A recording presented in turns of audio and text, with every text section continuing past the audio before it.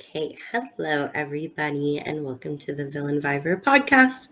I don't know why I just yelled that. Oh my god. My name is Ashley, and today with me I have. Oh, Roman. And we are going to be going over a cast and doing like a cast assessment basically. Sorry, I have a cough. Just by the way. But yeah, so we're going to be doing like a cast assessment and going over how we think everyone is doing. So yeah, we can just dive right into it. So I guess we could start with those who have already gone out. So we can start with Joey. Joey was voted out for being considered inactive. Joey was kind of hard to connect with. I think this was due to Joey's schedule. Before the season started, Joey was someone who I honestly didn't see going super far. Joey just seemed like maybe he would have like ridden the middle, rode the middle a little bit. But I don't know. I saw him going pre-merge, and it turned out that I was right. yeah, I don't think that Joey was necessarily always doomed to be a first boot or anything. I think there were a lot of scenarios where Joey could have lasted a lot longer than he did. And I think he was at least a little bit unlucky that he was perceived as being on the quieter side within the people who went to our first tribal this season. But at the same time, I think that between Joey being a little bit on the busier side and not really forming the connections right away, um, I think that while there's a couple people who could have gone before Joey, I also think that Joey likely wasn't going to get beyond final 15 or so without really picking up his game. Yeah, I would agree. I would say that Joey just lacked the amount of social game that the others were bringing. And it's not that he didn't try or anything, there was just a lot more competition in terms of activity.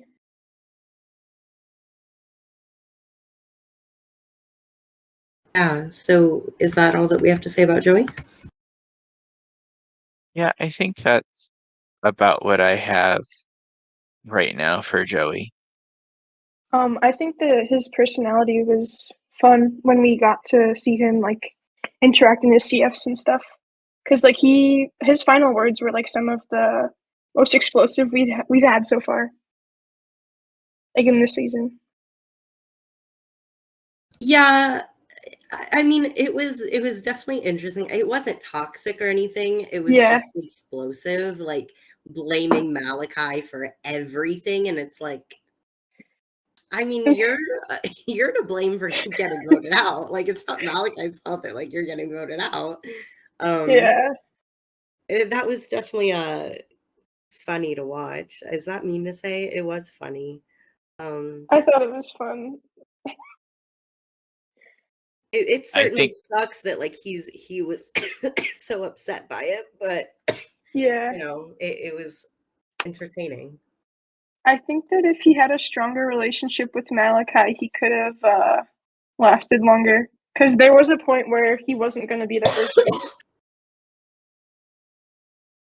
Yeah, I think ultimately, from what we saw, it was the fact that Malachi was willing to cut him and more willing than any other duo to cut their partners that Yeah. caused, that was what really put the nail in the coffin. There were a couple of available targets. I definitely could have seen, say, Chip going out at some point there. But I think the fact that Malachi was willing to make the move on Joey, whereas Tivicon wasn't willing to accept Chip going out, I think that is ultimately what made the final difference there. Yeah. So speaking of, we move on to our next fallen. which is Siphicon. Um, Oh, Siphicon, Yeah. my heart breaks. Yeah. Go ahead, speak on it. Yeah. No, I really think that Siphicon is like one of the people I was most happy to see cast, especially after we saw like the first couple days of the season and how it was going. And I was super looking forward to watching Siphicon play like a wild, messy game. And like Siphicon was always going to end up becoming a target before too long, the way things were going. The game was definitely getting a little messy. But things snowballed out of control in a way that I don't think they would have as quickly on most other seasons for Siphicon. I really think that Siphicon is going to be in the running for most robbed, or at least most robbed pre-juror when we get to our end of season awards because it was shocking to lose Siphicon that early. And I really think that Siphicon would have played not necessarily the strongest game, but one of the most exciting games of the whole season if he'd gotten to stay around. And it was just absolutely brutal to watch him get decapitated like that. Yeah. I would agree. Oh, No, go you ahead. can go. Go ahead. Okay. No. I would agree. Like, I thought that Siphicon was gonna be really exciting to watch, and he was. For the time that we had him, I think that like, he kind of got painted as overplaying the first tribal by Alex and Ricey, and then that kind of followed him, and he wasn't able to save himself. And I do think that he shouldn't have been second boot. Like, I thought he was really good for the season, and like he was a different personality than the other ones we had. Yeah, I have to be honest. I was a little bit of a Siphicon anti when like preseason. I was like there's more people, like people who I'm more excited to see. But then the season started, and I was like, okay, like I get the Siphicon hype. Like I'm moving from a Siphicon anti to a Siphicon stan, and then the fall of Siphicon started, and it's like. Yeah. Oh, maybe I'm the problem. Maybe I'm the drama. Yeah, so it was really sad to see, especially because like Stificon like wasn't even like things that like they were doing. Like they kind of got scapegoated for things that like or like things were exaggerated surrounding like their performance. I don't know, it was just really sad to see, but I think like had I don't know, like Siphicons, I think in any world, Siphicon is still like a pre-merge boot in Villain Viver, but shouldn't have gone that early, definitely. Yeah, I mean, I feel like the realistic upside is like the Siphicon we could have had if things had gone just a little bit differently is almost borderline like for those who are here for season 3, like the Omega of the season, like the polarizing Yeah. figure who has a lot of control, has a lot of fans and a lot of enemies, and is like everyone is just waiting for the chance to make the move, a little bit scared, but eventually everyone's going to get on the same page and pull the trigger at once. But you could skate by to somewhere like 12, 10 playing that kind of game because no one wants to make that move right away. Definitely could have happened. Like, I would not be completely shocked to see like 10th place Siphicon with things going not that much differently than they ended up going. Something that I thought was really annoying about like Siphicon's elimination tribal, uh, Sean was offering to get rid of Sushi, and like no one else wanted to do it. Yeah, which is just wild. Like you're gonna keep Sushi instead of Siphicon? Okay, that's And yeah, they were all complaining about how Sushi wasn't connecting with them, but wanted to take out Siphicon instead because of like the paranoia surrounding his performance in the first tribal. right, which wasn't even fully true. Yeah, Crazy, mind-blowing. I want Siphicon back. Yeah, same. It's Same. almost too early to talk about who from this season is going to end up on future like second chances or whatever type seasons those would be. But yeah, I would not have a hard time like penciling Sisicon in for something like that in the future. Like I absolutely think Sisicon deserves it. um, so And with moving on to the third of our already swatted members from this season, we have Vic the Moth God. Um, honestly, over the first two episodes, I don't think Vic was playing a terrible. I think that things kind of unraveled a little bit for Vic over the course of episode 3, when Vic had been like reasonably okay spot during the first two episodes. And I'm not completely sure why it unraveled as quickly as it did. But as soon as things started unraveling, they just kept unraveling, and there was like, no putting things back. Like you just can't put the silly string back in the can at that point. Like, and it turned into quite a lopsided tribal. I believe it was even a full 10-1. Yeah, But I like, I think think that Vic had a lot of potential and just had things fall apart quite suddenly. like his the biggest part of his downfall was the fact that this like the swaps started that round and he didn't really communicate with his new swap tribe and he didn't contribute to the challenge and then he was making jokes about how he was going to get voted off and people didn't really connect with his humor, which is why like it was just so unanimous. I think that's a yeah, fair assessment of what happened to Vic. um, I personally don't think Vic ever stood a chance. I don't know if y'all saw the way that he was behaving, but Yeah. Mans was out here talking about piss kinks and being a furry. And people would try to have conversations and he'd be like, I'm not a furry who likes to be pissed on. Um, like, and we can I'm fine like talking about it like this because we know that like it's a character that he was playing. But like you're not gonna last long doing that. Like he's like, wow, everyone's gonna vote me out and like put like a little piss boy on like the parchments. Like, hello, like no one's gonna want to like keep you if that's all that you talk about. Like, it was too much. It was too much all the time. Like, I knew, like I wanted Vic to last like a long time. But as soon as they started going down that path, I was like, oh Lord, oh boy, this man is not gonna make it. He's not gonna make it. And then on top of that, no, the funniest part is people would be like in their confessionals being like, Vic does not talk to me. Meanwhile, he's in tribe chat being like, I'm a little piss baby. Like come on. You're not going to DM anyone, but you're going to say that in public. Like, what are you doing? What are you doing? I don't get it. I don't get it. Well, he There are appealed to some some there are some people. interesting moments. Yeah, he he appealed to some people because like his partner was like so sad that he was out. It's true.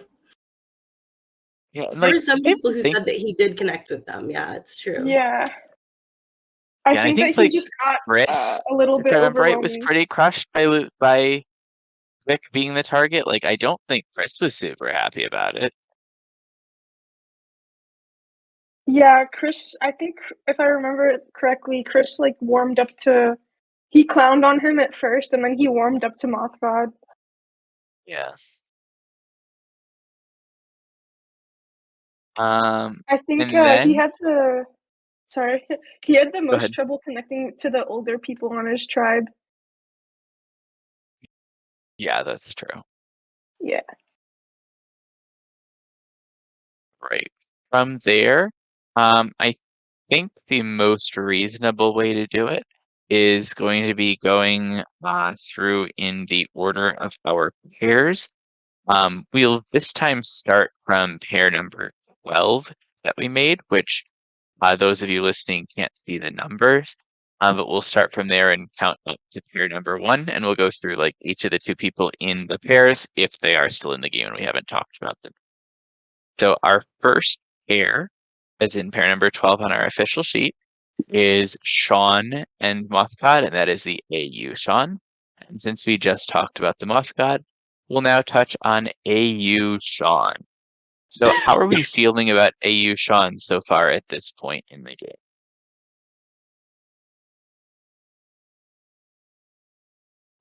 So I think that AU Sean is like not in a great position, but is like doing okay, like an under the radar like kind of game.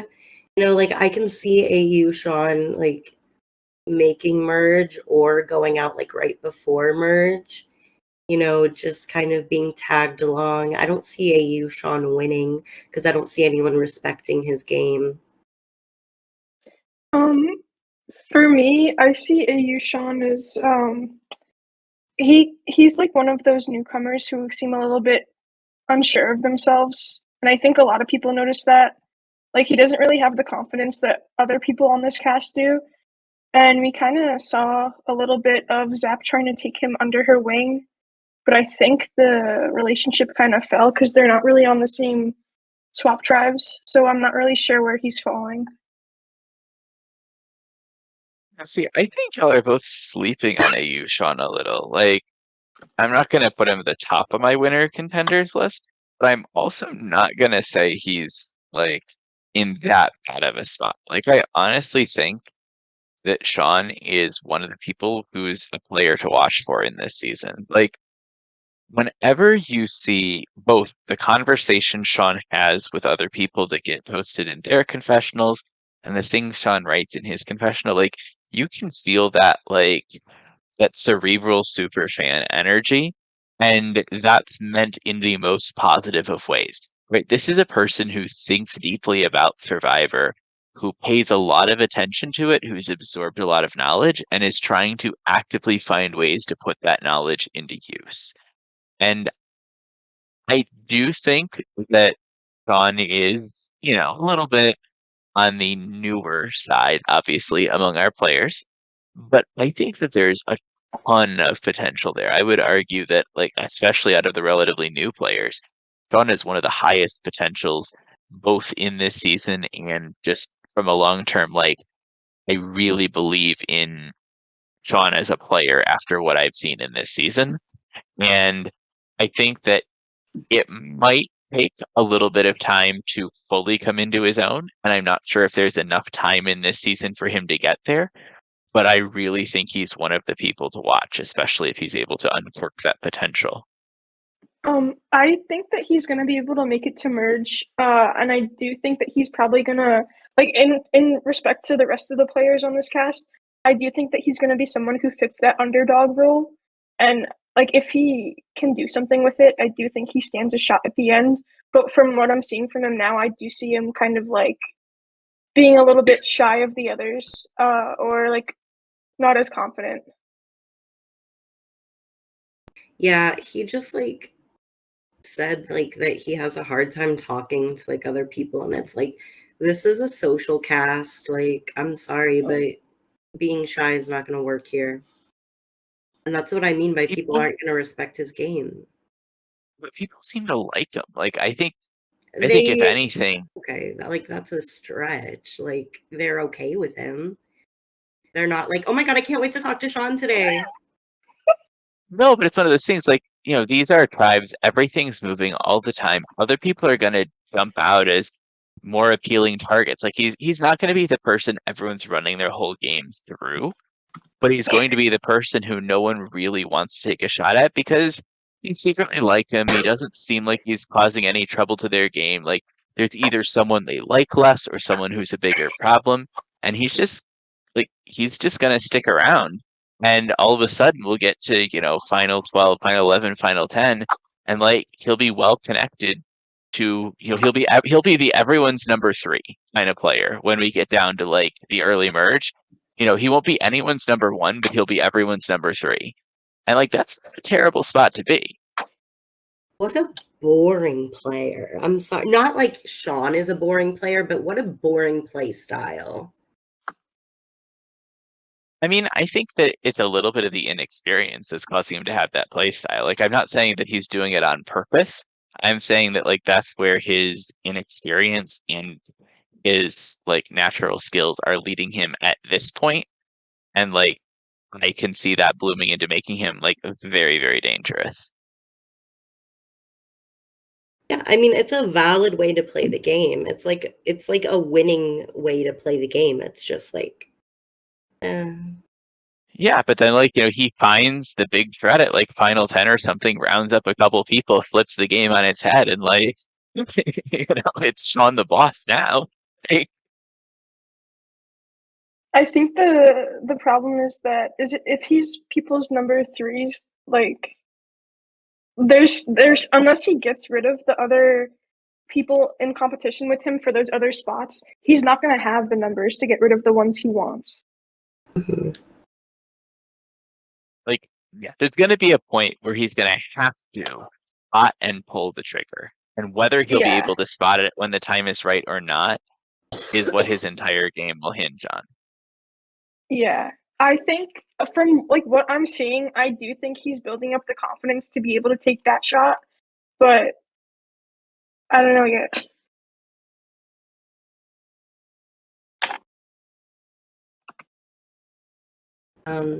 Yeah, so I think All right. that's Go about ahead. all that we have to say about Sean. All right. With pair number 12 out of the way, we move to pair 11, who is Chip and the recently departed Sipicon. So let's talk about Chip. And I think it would be extremely fair to say, after the Sipicon tribal, Chip is living up to her name, having a massive chip on her shoulder at everyone who voted Sipicon. Like, I have rarely seen anyone that upset about the results of a tribal they did not go home. Yeah, I think that Chip was really loyal to Sifficon because she was a new player. Like she is a new player, and Sifficon was like taking on that mentor role for her.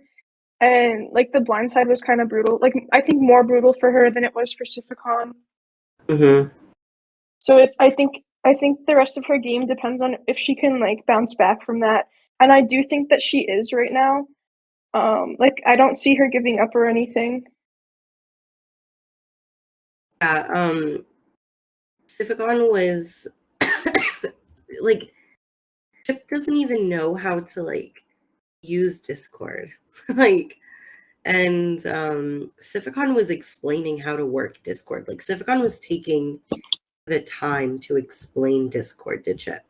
Not only Survivor, not only orgs, but Discord to Chip. No one else here is willing to do that for her.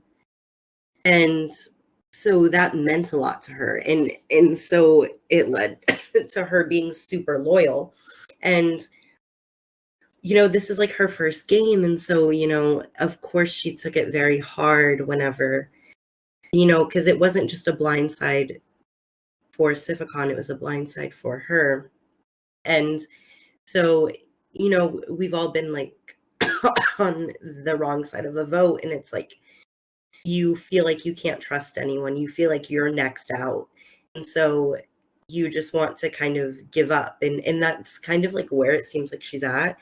But she doesn't realize that she's fucking herself over by doing that, because it sounds like what she did is she kind of closed herself off and started ghosting people and is like started being rude to people. And it's like not full Amelia, but like Amelia-esque. And it's like that is how you like screw over your game. And she's not opening herself. Like people wanted to work with her after. Like being a single in a duos game, such a good position to be in. Such a good position. Because you're a number and people will use you and you want to be used. So she just is not viewing it in a strategic way. She's viewing it in a very personal way. And I do worry about her in the future, especially if she does somehow make it to merge, which I don't see happening. I do worry about how she's going to take the game. But like she's the real underdog. Like I'm rooting for Chip, to be honest. Yeah. Like that's who I would say is the underdog of this game. And like to be blindsided on the second vote and then go on and like win, like that is a story. Like normally I'm an overdog, like that's who I'm like rooting for, but that's the kind of underdog who I like would be satisfied with winning. So yeah, but honestly, I don't see Chip making it past the next few votes because of the way that she's playing. See, here's the thing, right? Like, yes, Chip came out of that tribal very blindsided and very angry and closed off a lot of relationships. That was a 6-2 vote at Final 23. There's 22 people left in the game, and that's 6 people she doesn't want to work with anymore. That still leaves 16 other people she's willing to work. Still leaves 16 other people as we're swapping every episode who she can find the right cracks to work with, even if she never forgives those 6. And sure, that's going to restrict your game as those 6, well, now 5 with the demise of Vic. That's 5 people who she's not willing to work with, at least at this point. But like she can just keep chipping away at those other relationships, keep ruffling her way forward through different branching paths in this game. And there are still people who seem like at least a little bit willing to take Chip under their wings, like in the same way Sifficon was.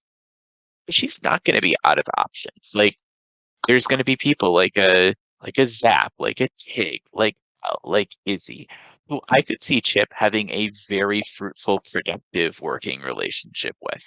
So I don't think it's necessarily the end of the line. I think Chip's going to have a lot of work to do. And I think the unwillingness to work with the people who blindsided her on that tribal is going to be an obstacle that she has to overcome, either by finding it in her to forgive and work with them again, or by simply working around them. But I do think that, like, with the right combination of swaps, the right eliminations elsewhere in the game, like, there's a path, there is a chance. It's not an easy chance. It's going to be one of the hardest fought underdog stories we've seen. But at the same time, like, Hit fans really have to think there's something there. See, I don't know because like sure, like there's 16 other people who she can work with, but those people are connected to the people like some of those people are connected to the people who she's refusing to work with. So as soon as they're like, yeah, Chip has a bad attitude, then they're going to be like, well, Chip is like being like not great to my allies, so I don't want to work with Chip. And it's like so she's I don't know. I don't see this working out for her as much as I want it to. I can see it the other side too, though, right? If Chip doesn't like your ally but does like you, all of a sudden you can keep Chip in your back pocket, knowing that when your alliance eventually has a civil war, Chip will be on your side. Like that's the sort of thing I would love. Is if right, if my number one ally is someone Chip hates but Chip likes me, like that is the person I'm keeping in my back pocket for when my ally and I eventually turn on each other. Like that's the person I want to protect and keep around. Yeah, like I think that Chip's at the bottom right now, but I don't think anyone's gonna view her as a threat necessarily, which is gonna let her slip by. And then eventually, I do think she's gonna be the flip vote between like which power players take over the rest of the game. Because for example, like she's mad at Logan and Night Disc and those people for flipping on her and blindsiding her, but she's close with like Alex, Zap, and Izzy. So I think that she's ultimately going to come down to like helping which side takes over. See, I don't, but like I see where you're coming from, but like these first few votes have been like besides like the Sifficon vote, I guess, like have been like pretty straightforward. And I mean, the first vote was like chaotic, but settled on like a pretty obvious boot. And it's like they're not like making big moves. You know, like taking out Chip would not be a big move. Like I don't think anyone's looking to take out any power players anytime soon. I feel like every sentence in that entire paragraph needs to have the word yet after it, right? They're not looking to make big moves yet. They're not looking to take out the power players yet, right? They're going to eventually. It's not a matter of if, it's a matter of when. And Chip is going to Um, be the person who's there when others have bided their time and will be there when it's time for that to happen. I would argue that the possibility of power players being taken out is going to start at the tribal that's going on right now, and it might continue until like whatever number. Like the way that I see the game going right now, I think that people are going to try and keep those that are like at the bottom.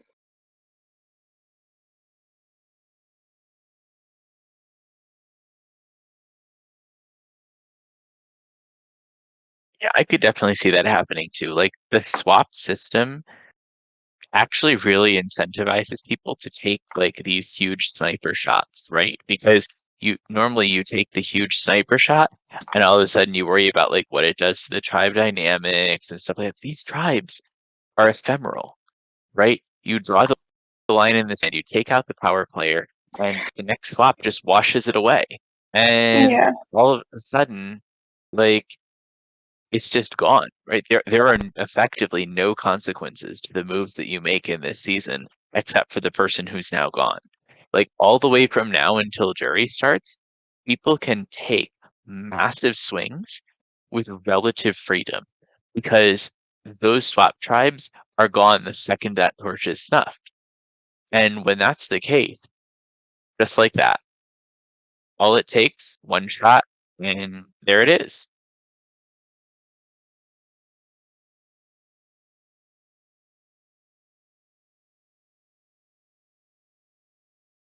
Yeah, so I think that's good on Chip. Next, are we moving to Malachi? Yeah. Next would be Logan and Lisa. Um, so let's start with Logan. Logan is one of the early fan favorites on this cast. Our in-player spec lounge seems to adore Logan, and quite frankly, I completely get it. Logan has some of the most elaborately written confessionals we've seen basically since Jet Skylar. Like, I don't remember anyone else having anything remotely resembling the kind of confessionals Logan's been giving us. And like the fact that Logan requested a secondary confessional for the less organized confessing and is like running his main channel as like a series of interviews where he is playing the asker and answer. Like Logan is so much. I love it. It's so wild. And not only that, Logan, going by the Discord tag Punk Princess, should really have just been named Social Princess, right? Logan is the social royalty of this game. Everyone seems to adore Logan, and Logan will have as much power as he wants to have for as long as he wants to have it, or at least that's what it seems like at this rate. Like, as long as Logan doesn't massively overplay his hand, he's basically in a position where he is so beloved that he can practically coast through the next like 15 tribes at this point. It's wild. I don't know the last time I saw someone playing this phenomenal of a game. Yeah, Logan is definitely a social player. But the problem is people notice that he's a social player. Like he's a social player in the sense that like he's see-through. He like people are already dangerous. So it's like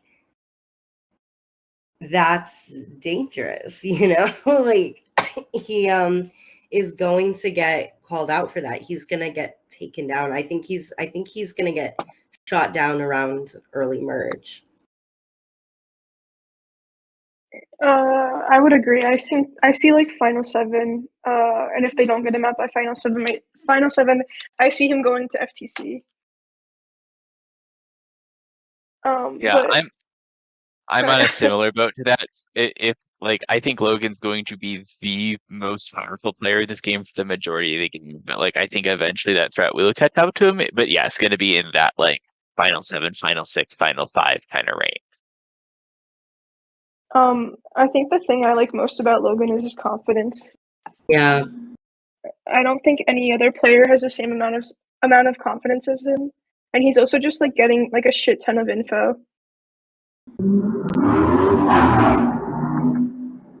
I mean, it's one of those things, right? Like you so rarely see an org player period with that much confidence.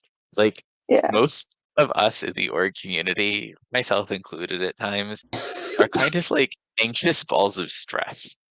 And Logan exudes the exact opposite of that feeling, right? Like Logan is just radiating like confidence, calmness, this air of things are fine because I am Logan. And yeah.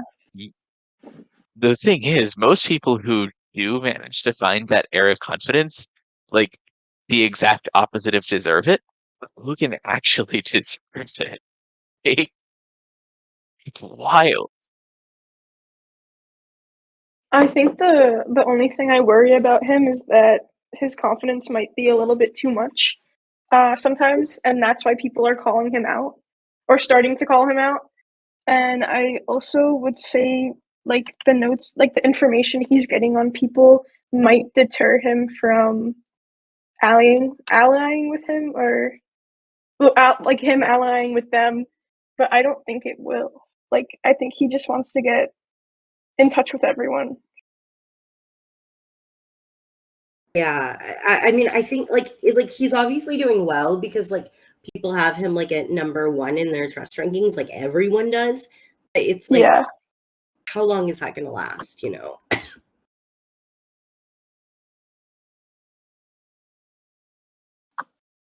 And from there, we move to my winner pick for this season and Logan's duo partner, Lisa.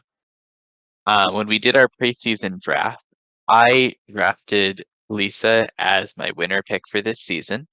And I'm still at this point standing by that pick, even if we're starting to see some mildly concerning signs about Lisa. If it gets to a point where the players who are currently perceived to have lower power in the game are going to start being picked off, I do think there's a little bit of danger for Lisa because a few people in this game do see Lisa as someone who has low power, a little bit of an outsider. Now, that said, Lisa does have quite a few allies and a lot of trust with them. So it's just going to depend on like not getting a particularly bad swap. And I think the Lisa and Logan dynamic duo here is going to be part of why Lisa is in such a strong position later in the game. And we've talked many times, both when we talk about the regular show Survivor and when we talk about our org community, about the concept of the torch carrier, person who was the close ally of one of the big threats, who is in position to survive the eventual demise of their number one ally, whether they're in on the blind side or whether they're blindsided but survive, and all of a sudden finds themselves picking up the pieces of what would have been someone else's winning game, making it their own, and trying to grab that torch, run it to the finish line. And that's still where I see Lisa's game ending up. I think Lisa and Logan are going to be one of the last duos standing. They're gonna get down to like final seven, final six. Logan gets blindsided. Maybe Lisa's in on it because she realizes she needs it to beat Logan. Maybe Lisa's not in on it and is just the survivor of the shocking blindside. But one way or the other, Lisa's there with all of the credit Logan's amassed resting in her hands now because she was in on those moves too. And she's the one left in the game, and he's the one sitting on the jury, and she's just going to try to run this to the end and present the case of, look at the Logan and Lisa game that we played. We ran this game together. I had just as much of a voice, and I'm here, and he's not. And that's still what I think is going to end up happening here.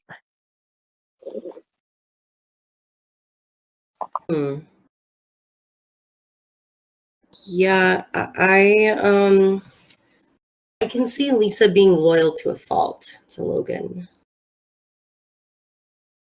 Yeah. For me, I think I see Logan flipping on Lisa before Lisa would flip on Logan. Exactly, yeah. But I do think Lisa's because of her relationship with Logan, I do think she's in a good spot. The only thing that I worry about is if she gets swap screwed and then people try to take her out to weaken Logan. Yeah. Because people are noticing how much power Logan has. So if they don't have the numbers to take out Logan, they could just take out Lisa. I will say that I don't think that many people seem to have clocked just how close Logan and Lisa are, at least at this point. Yeah, but I don't think they care. Yeah, that's true. But yeah, no, like I agree, you're right. Lisa might end up being loyal to a fault, but even if she is, right, like sure, it's a 5-2 vote against Logan at the final 7, and Lisa's the one who went down with the ship with Logan. Like that doesn't mean she's not gonna still win the game. I think, if Logan gets seen as public enemy number 1, Lisa's loyal to a fault and goes down with the ship, all of a sudden, she's still 4 tribals away from winning the game. Yeah. Yeah. I mean, I just I don't know, because Lisa doesn't update her confessionals all that much, so I don't really know. And whenever she does, she's very vague. She doesn't tell us what she's thinking or who she's talking about. So it's like I don't ever really know what's going on with Lisa. So it's hard to say. But she and it's some people have described her as being very dry or a little boring, and then some people have described her as being fun. So it's she's really hard to read. I don't really know what to make of Lisa. I think that if she wants a shot at merge, she's gonna have to pick up her social game because there was people who loved her at day one, and now they're starting to complain about her. So I kind of worry about her going forward, but I do think she's still in a good position to go far.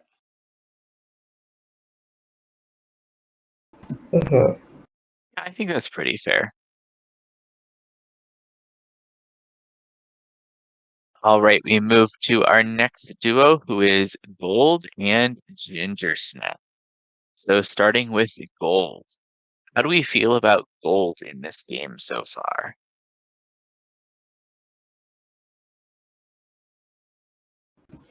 Gold is kind of a non-factor. Is that mean to say? I kind of forget Gold is on the cast. I mean, speak your truth. I don't know. Gold is Gold is so interchangeable with who is it? Fucking AU Sean. They're the same person to me.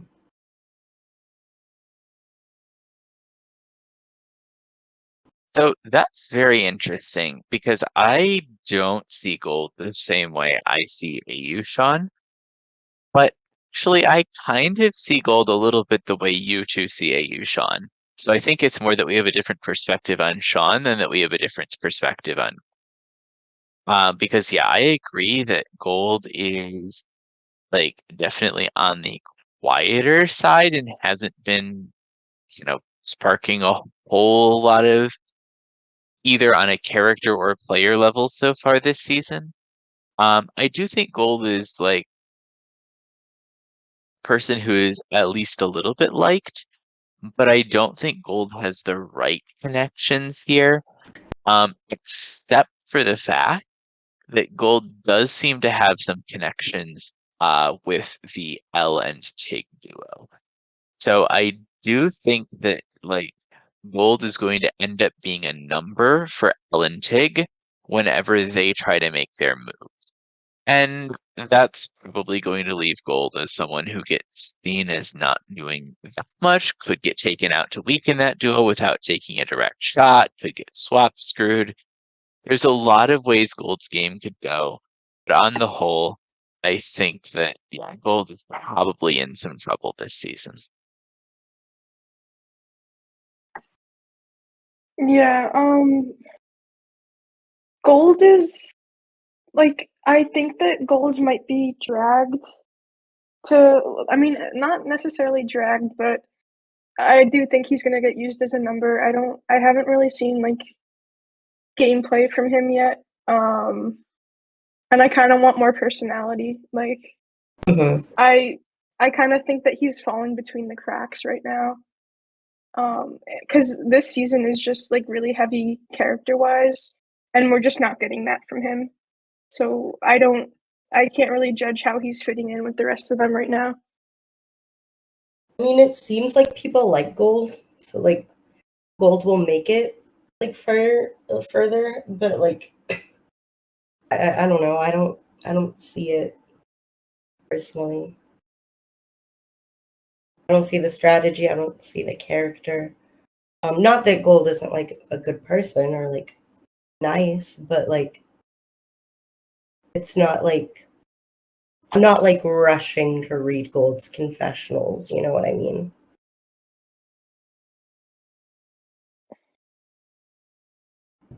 I think that Gold and Ginger are one of like the more low key duos. Oh, for sure, for sure. Yeah, They get along pretty well too, right? yeah. Like if all the power duos like start taking shots at each other, I could see them getting put in a really good position. Yeah. Even then, if they do, I think Ginger probably benefits more than Gold does from it. Like, Yeah, yeah. which that's an excellent segue to talk about how Ginger is doing so far in this season. And for me, at least, Ginger's been a real bright spot on this season. Like, I really love watching the way Ginger is navigating this season. And it's not that Ginger has been playing an especially flashy game, but I feel like Ginger has been playing like a surprisingly solid and like effective game so far. And I think that Ginger is probably, if I had to pick like one person on this cast who I cannot possibly see going out before the merge, it would be Ginger. Like, I cannot imagine what timeline would get Ginger voted out pre-merge on this season, even with Yeah. all the crazy swaps. Like, I cannot put together a combination of people that would vote out Ginger. And I think that really says a lot for Ginger and his game. Is Ginger the flashiest player on the season? No. Is Ginger the wildest, craziest, funniest player on the season? Also, no. But Ginger's probably still like top 10 or so confessionalists this season. Like, Ginger's confessional is a must read. And between the way he is as a player and as a character, like, Ginger's not the top of my winner contenders list, but he's also not going anywhere anytime soon, and he's going to be here for the long haul. Yeah, I would say Ginger's one of the players right now that are in like a really stable spot no matter where they go. Mhm. Yeah, I would have to agree. Like, Ginger is like an under the radar player that I don't mind. Normally, I'm like, fuck the under the radar players. You're boring. I don't want to watch you. But like Ginger, I'm like, okay, like you're still not my favorite, but like I can handle this. Like, I'm not like overly upset that you're still in the game. Yeah. You know, like because Ginger is like giving in confessionals. You know, like Ginger's like fun. Um, it's like and yeah, it's like people are like vibing with Ginger for the most part. Like I was worried about Ginger in the beginning because Ginger like on marooning like got super high to the point that like he couldn't talk. And it's like all right, bestie, like, great idea for day one. He was like, all right, I'm going to space, peace out. And it's like, all right. Like, and I was like, yeah, he's not making it. And here he is, you know, like doing well, and people like him. And it's like people like aren't talking about him, which is like good, you know. So I see him making it pretty far. I think though, to win in this cast, he has to be up against the right people. Yeah. Yeah, I think Ginger's a long-term player, but I don't necessarily think Ginger is a winning player right now. At least not yet. Like, obviously, there's still plenty of time for things to change. But like, I think Ginger's probably one of the better draft picks on this season just because he's a very safe pick.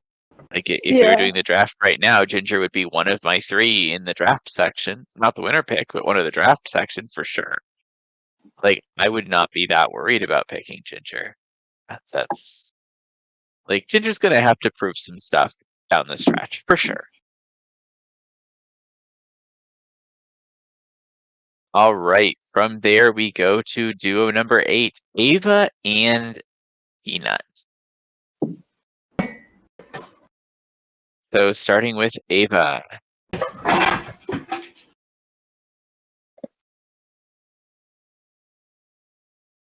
How are we feeling about Ava right now? I like Eva a lot. I think I was like a little bit hesitant on her when we were casting her, but like I think she's someone who gives a lot of personality. Um, oh, and game a little. Like a lot of people like her. She was doing pretty good when she first started. But like this recent tribal, she's just falling off a little bit. But I do think that she's more fun than some of the other people she's at tribal with.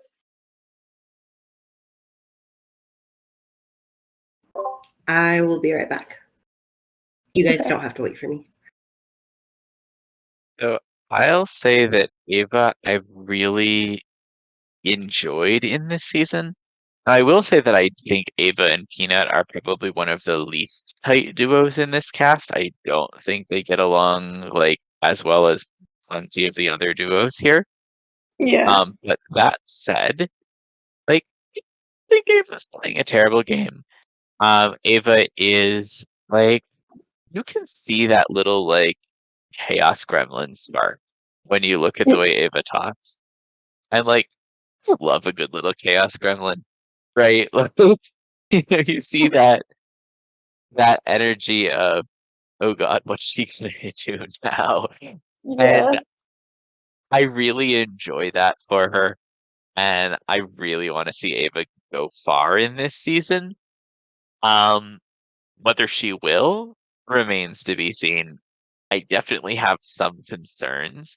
And I feel like Ava's game is starting to slip a little and she's starting to lose some traction. There's still time for her to correct, but she has to see that she's losing traction. Because if she doesn't see it, things could turn very disastrous very quickly. It's a matter of like how quickly is Ava going to realize that her relationships have started to slip and she needs to put in like concerted effort to reestablish her social game.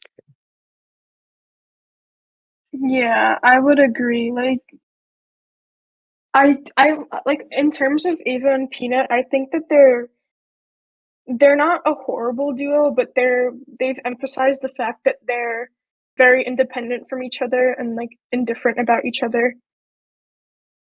Like I think Peanut is more supportive of their duo than Ava is, but I do think that Ava needs to get a little bit more like awareness of where she is at the game because I don't want her to be one of those like I don't want her to be like a pre-merge boot.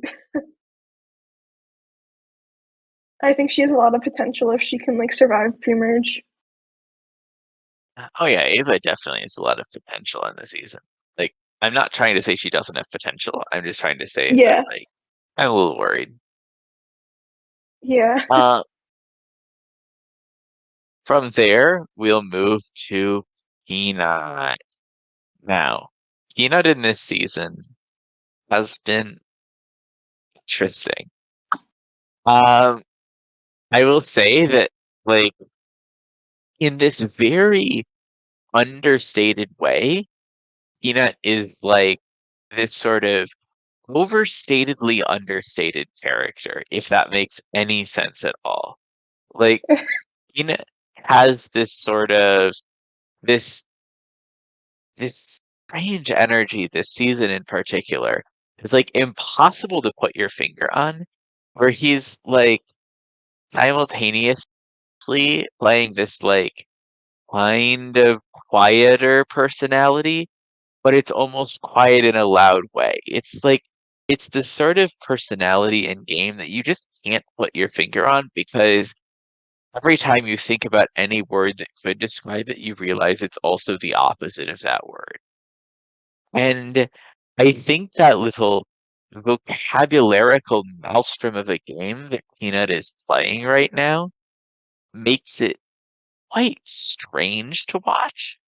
But at the same time, like this almost flatness, flipping back into this like over the top caricature of himself that he's playing this season. Like it kind of vibes. Like it kind of checks out, it kind of works. And just like with Ava, there is a little bit of a worry that Peanut is lacking a couple of connections that he should be having at this point. But as long as those connections don't turn out to completely sink him, like I feel like he has a lot of potential to pick it up any point and just like start taking over the game. Like I feel like it's that sort of lying in wait, right? It's the sniper in ambush around the corner of the wall. And you're just waiting for that moment when he bursts out and all of a sudden it's game over for somebody. Yeah. Um, for me, I would say like I agree with what you're saying. I would say the way other people are seeing Peanut, they're kind of confused by Peanut, but that's like a good thing for Peanut because he's going to be able to take that confusion and keep going. Like even though he might not have the connections that you want at this point of the game, he's going to be able to survive without those connections. Like as long as he doesn't get like screwed on a swap. Um, and I do think that his talking skills, like he was able to build a connection with Alex pretty fast. Um, and I do think that he has like the potential to have a winning game at the end. I'm back. Who are we talking about? Peanut. Peanut. Okay. Um, yeah, Peanut is another one of those like under the radar kind of players. I feel like people aren't connecting with Peanut though. Like for some reason they see Peanut as like a whole ass man. I think it's because he's married. He also kind of like acts older than 26. Like we have Logan who is 26 who acts like he's 24. And then we have like Peanut who acts like he has like a 401k, you know? And like that's the difference. It's like so different. And it's like that is like severely like limiting him in connecting with people. It's just really difficult for some reason. And it's like I think Peanut, I don't think it's gonna like take Peanut out of the game anytime soon, but I also don't think that it's gonna take him very far. Like Roman was saying a moment ago, though, like that confusion that other people have of like what to make of Peanut is like is definitely serving his interest.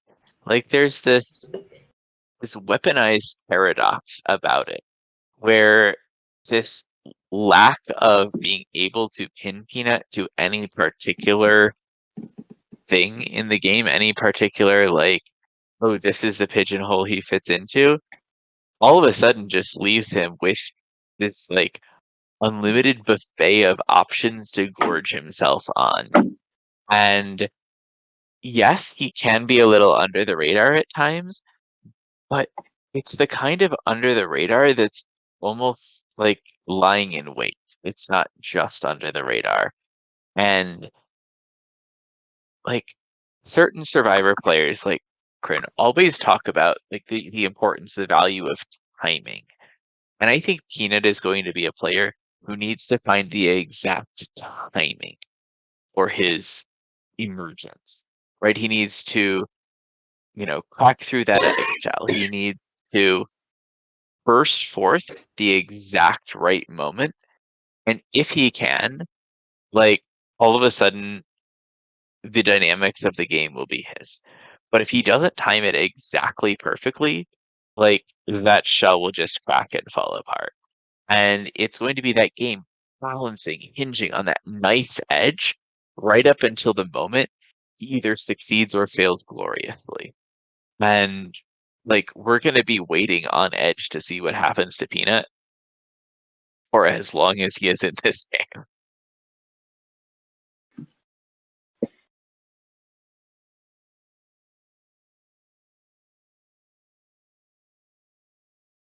From there, we'll move to Duo 7, Jack and Saggy. So starting with Jack.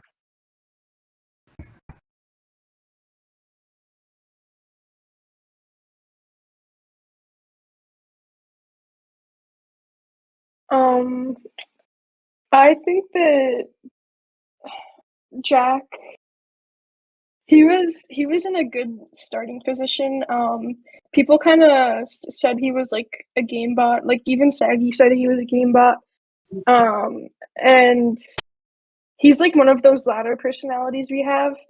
And I guess I'm just kind of worried about his strategic sense. Like I'm not really sure about whether it's going to be able to sustain him for the rest of the game. I don't see him winning yet, but I do see him making it to merge. I think. Jack is the guy who goes to the gym. He steps on the treadmill and he thinks he's setting the treadmill to like 5 miles an hour, right? Like a nice somewhere between a walk and a slow jog, right? A little faster than a walk, but not a super fast jog. But instead of hitting 5, he accidentally hit the 15. And the treadmill has kicked into full gear, and he's running and running to the point where he can't even reach the treadmill button to change the speed. And he's just trying desperately to cling to the string and not get swept off the back of the treadmill. And that's the best comparison I can see for Jack's game right now. Jack is, in the kindest possible way I can say this, a complete mess in this season right now, rambling all over the place and like a wild character while he's doing it. You cannot stop watching Jack. And yet, like, you just feel like the second Jack lets up even the tiniest bit, it is going to fall apart catastrophically. It is the house of cards that he will sneeze upon, right? It is just the second he can't keep up with the insane pace he's setting himself, the second everyone has a moment to catch their breath and catch on to him, he's going to be in a massive world of trouble. And he's escaped it so far. Like, well done to Jack for not letting his game implode yet.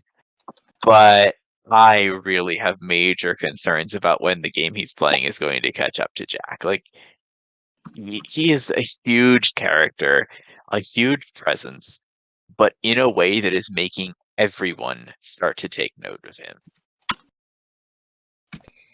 Yeah, Jack is like, he's just, I don't know, people like aren't favoring him.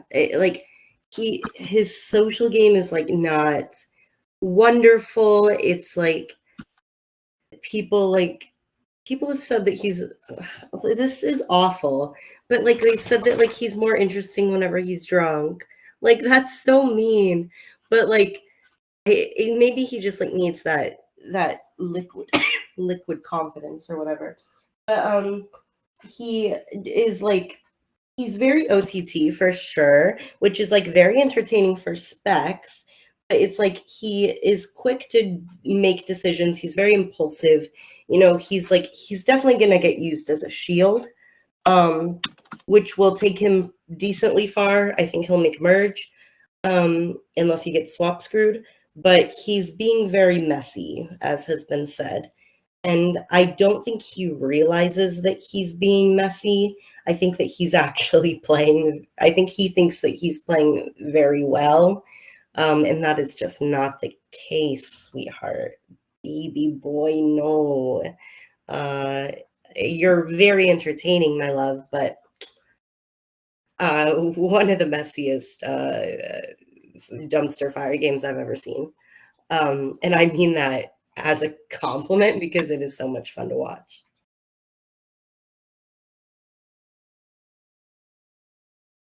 Yeah, I would also say Jack's like just he's inadvertently like screwing up his game with the amount of times he's being messy. Like he kind of ruined his relationship with some people by like spreading like rumors or something, or like miscommunications, I would say. Yeah. Are you talking about Zap, Yeah, like the Saggy situation? yeah. Yeah. I the thing is, I don't even think he's like trying to spread rumors.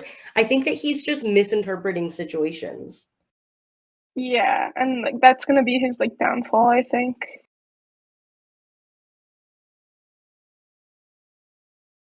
Is he gonna be a villain? I don't think so. I think he already is kind of a villain. Like I think Jack is Really? already turning into one of our villains of the season. Like at this point, I think he's more destined for pre-merge villain, like than the main villain of the season. But like he's gonna be in that like Bradley Fahige spot of like that big pre-merge character villain. Hmm. What has he done that's villainous?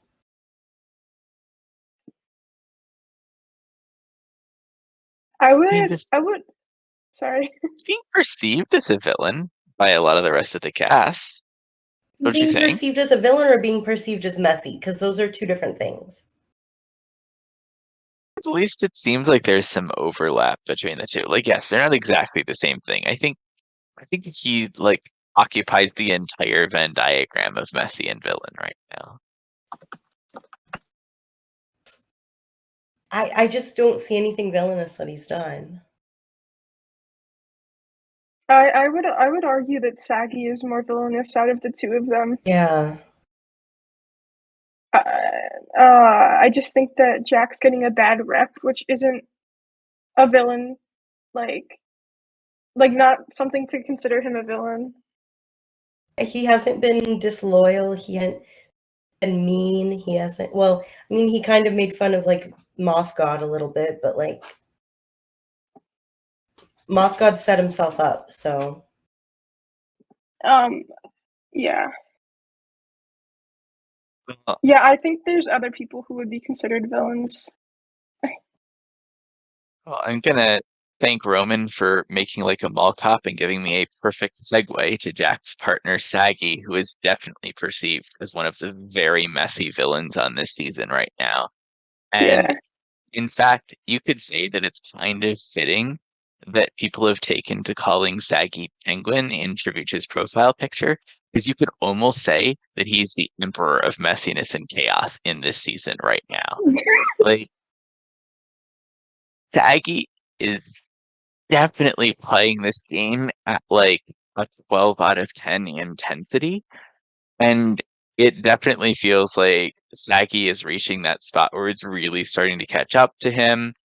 Um, I think there was like definitely points in this episode where there would have been a huge risk of Saggy's game ending like tomorrow.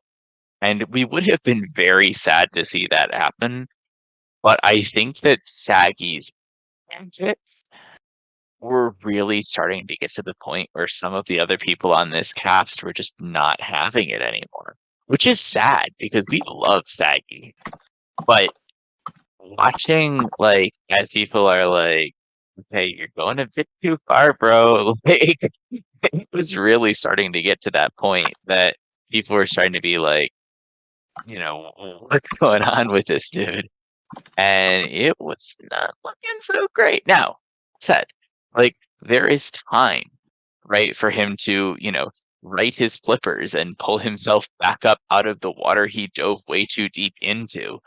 But that time is running short. The air is running out, and he's got to climb back out and like find, solid footing and not just some little rock that's melting under his feet.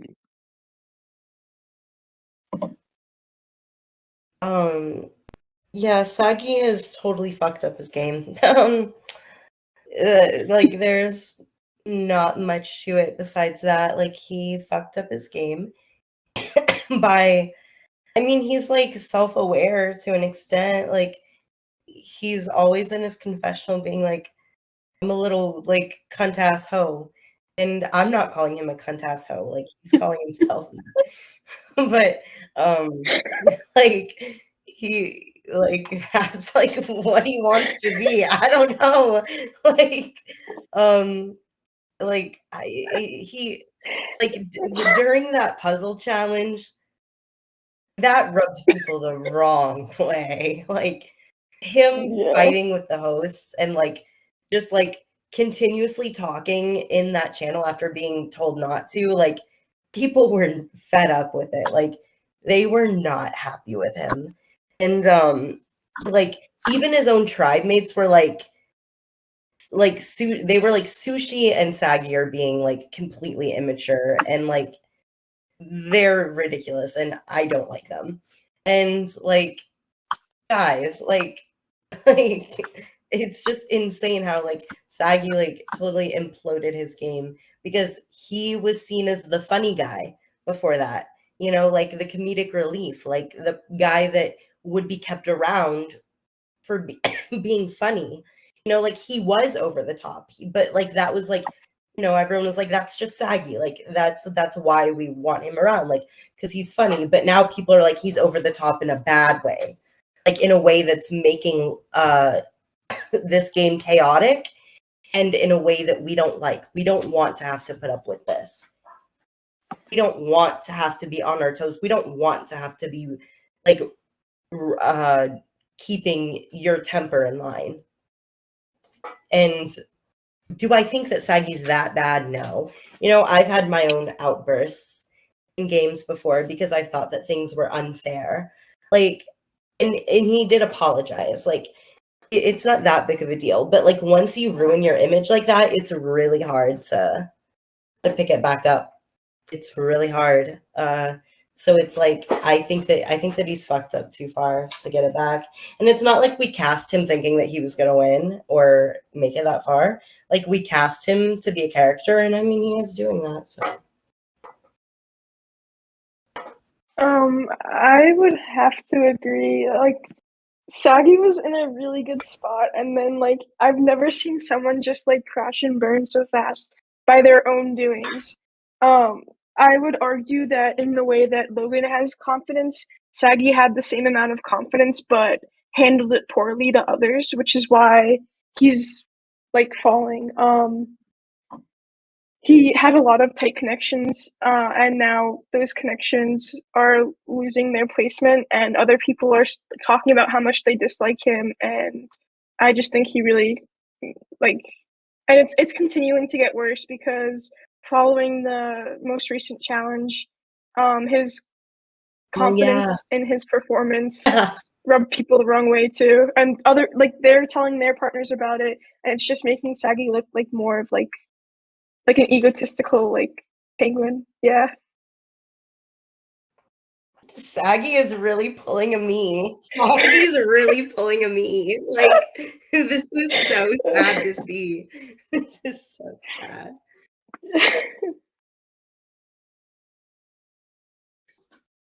From there, we'll move to the duo that I would nominate it as the best matched duo that we have on this cast, which is going to be Elle and Tig.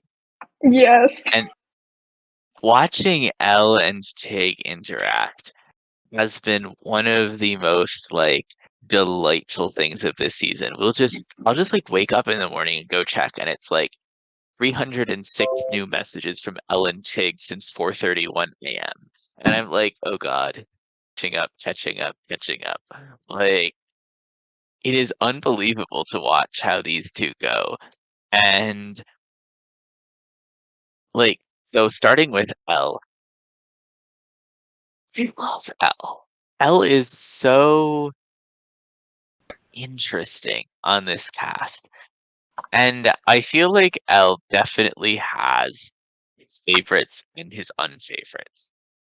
But that said, like, Elle is arguably the most charismatic player on this cast, right? Like, Elle just has this way with at least the people that he meshes with that makes Elle just a person you want to look out for, you want to protect, you want to fight for.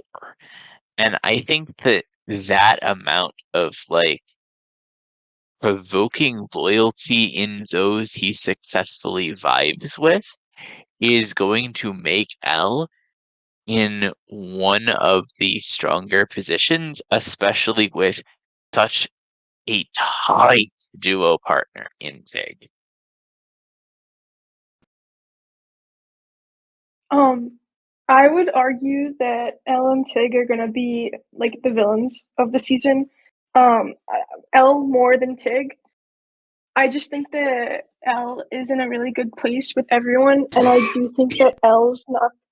Um, I do think that Elle is gonna reserve loyalty to the people that like. I think that Elle's gonna be a loyal villain, but I don't think that he's gonna hesitate to take shots at people.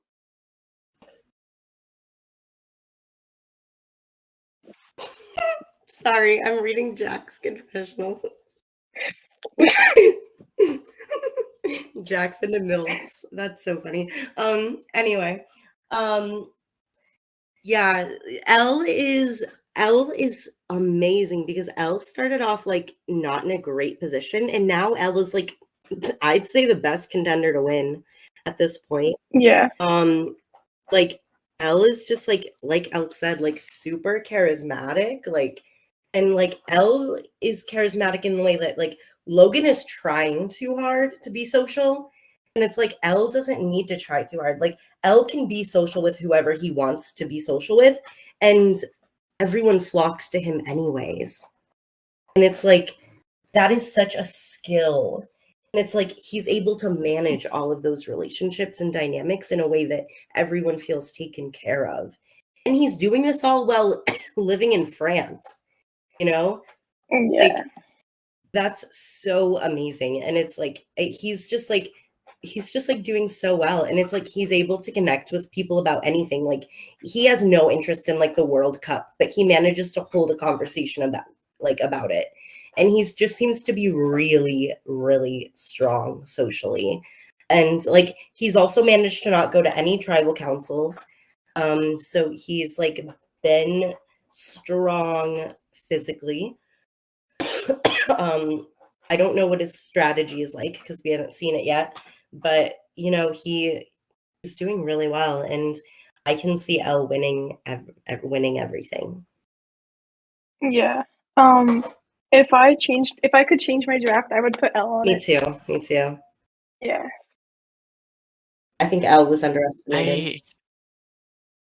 I don't want to be too much of a downer on Elle. I really like Elle, especially as a character. What I have concerns about is that I see Elle getting into a spot where it's just like he ends up getting into some sort of threat spiral situation where, you know, I don't think Elle's going to be able to control his threat level when it comes to it. Like I think yes, Elle is going to have a lot of people wanting to do his will, but I think he's going to get caught like early to mid merge. I think it's just going to be in a spot where we're just like, L beats literally all of us at Final Tribal, like we cannot let him get even close to it because everyone loves him too much. And I think that L is going to be that like that jury threat who goes out in that 10-9-8 kind of spot.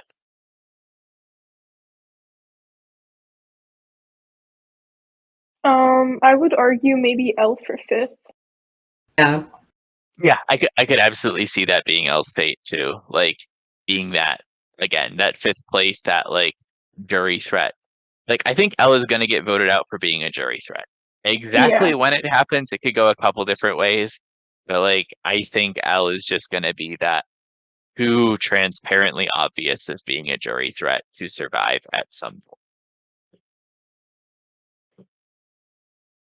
Yeah, Moving from L. Oh, good. I was just gonna say, like, yeah, Elk could be like a fallen angel or something. Moving from L to one of our wild beacons of chaos on this season, the bobbing buoy himself, Tig. Oh my gosh, where do I start with Tig?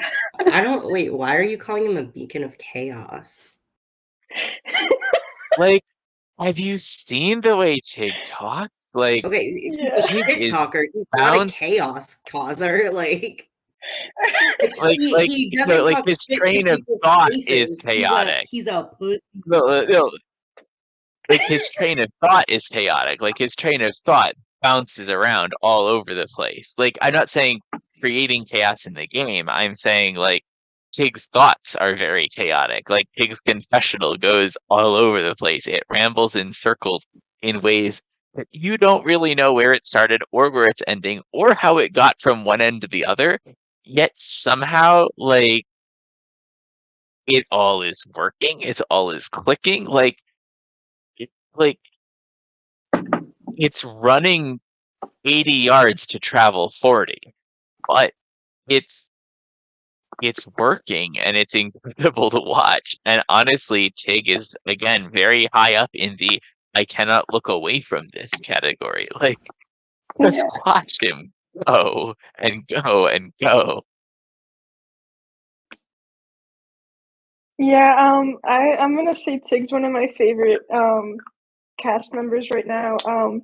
Like he kind of seems abrasive by the way he talks, but like everyone loves him. Like a lot of people love him. I see the appeal. I think that he's gonna be put in a position to win.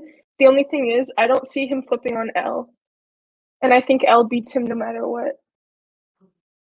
I Do you think he could be a disagree. torch carrier? Do you think like Elle could get blindsided for being a jury threat and Tig be on the outs of that vote but still be in the shot? Um I could see Tig knowing about it and just letting it happen. But I think that they're too tight. I don't know.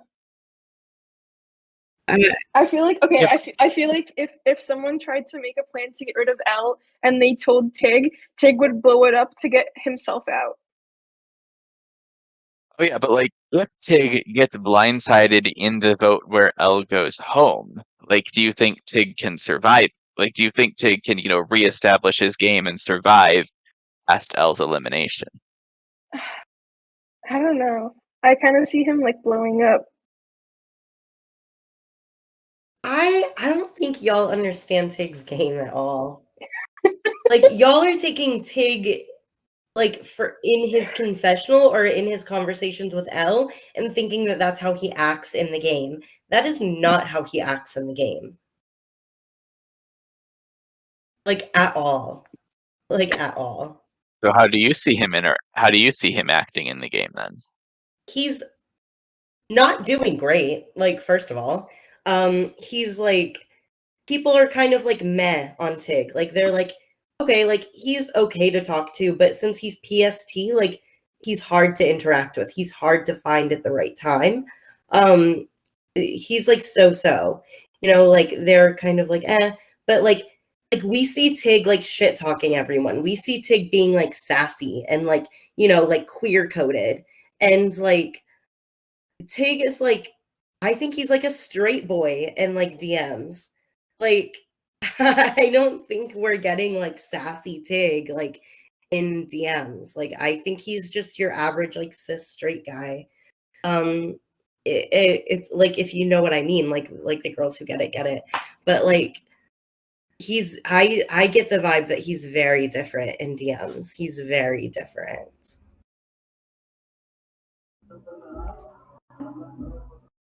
I'm trying to think if anyone showed screenshots with him. I don't think they have. But just based on things that he's even said in tribe chat, like whenever he said that Thanksgiving message, like Elle was making fun of him, like because it's like so different from the way that they interact, and it's because like he puts on like an act.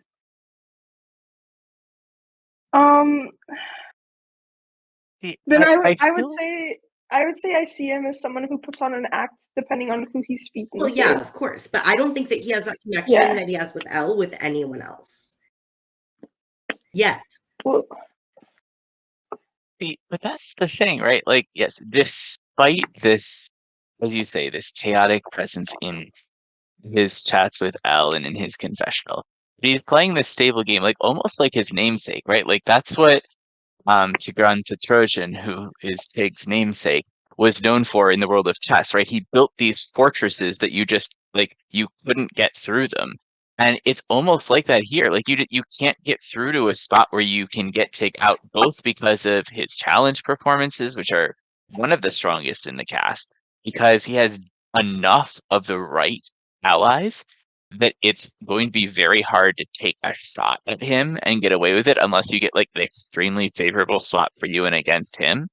Like he's just building this again with this veneer of chaos to the audience, this like impenetrable fortress in the game that sure, you're right. He is playing as Ashley put it, a little bit more of a scared or safe game. You know, he's not doing the kind of crazy, crap talking to everyone's faces, but like he's in a really safe, solid, strong, well-rooted position.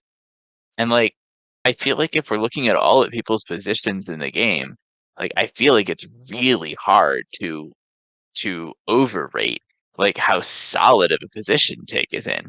Yeah, there aren't that many people who have taken the absolute top of their list. But, like he has people who are looking out for him. He has people who are protecting him, especially Elle, who we expect to be one of the big power players in this game. Like, and even if you want to take the shot at him, you're going to have to get a challenge where he loses when he's been one of the strongest and most consistent challenge performers. I mean, don't get me wrong. I think that Tig is going to go far, especially because he's going to use Elle as a shield. But I also don't think that he's going to be blindly loyal to Elle. Like, I think Tig is smarter than y'all are giving him credit for. Like, he is going to see that Elle is a threat, and he is going to backstab the shit out of fucking Elle. I think that they're going to turn on each other. I think that they're going to be Shannon Ricard. Like, and it's just a matter of who turns on who first. I could believe that. Honestly, I could believe that. yeah, I would agree. Like, I think they're both villains. I think they're both villains. From Ellen Tig, we'll move on to duo number 5, Chris and Diff.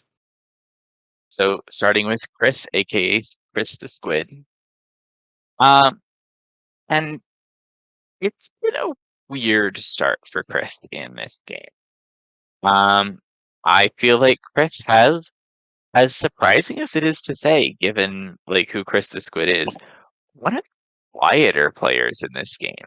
Like, not to say that Chris is playing a bad or antisocial game, but like Chris the Squid hasn't been making a ton of ripples in the ocean of this game at this point right now.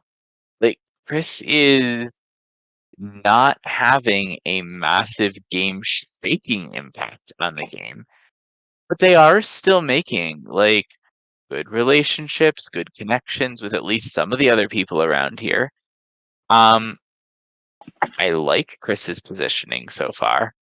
I think that Chris has to be a little bit careful not to end up being seen as one of the quote unquote easy targets.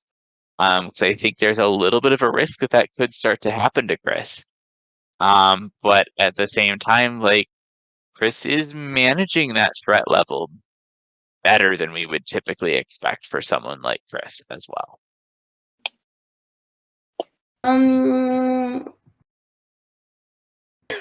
I I don't think Chris is in a great spot. I think Chris's lack of activity due to the holiday has come to hurt him quite a bit. People just are viewing them as like a non-factor. It's like they're like, yeah, like Chris is there. Chris like exists. And it's like I think that like they'll just turn to Chris as like an easy vote off.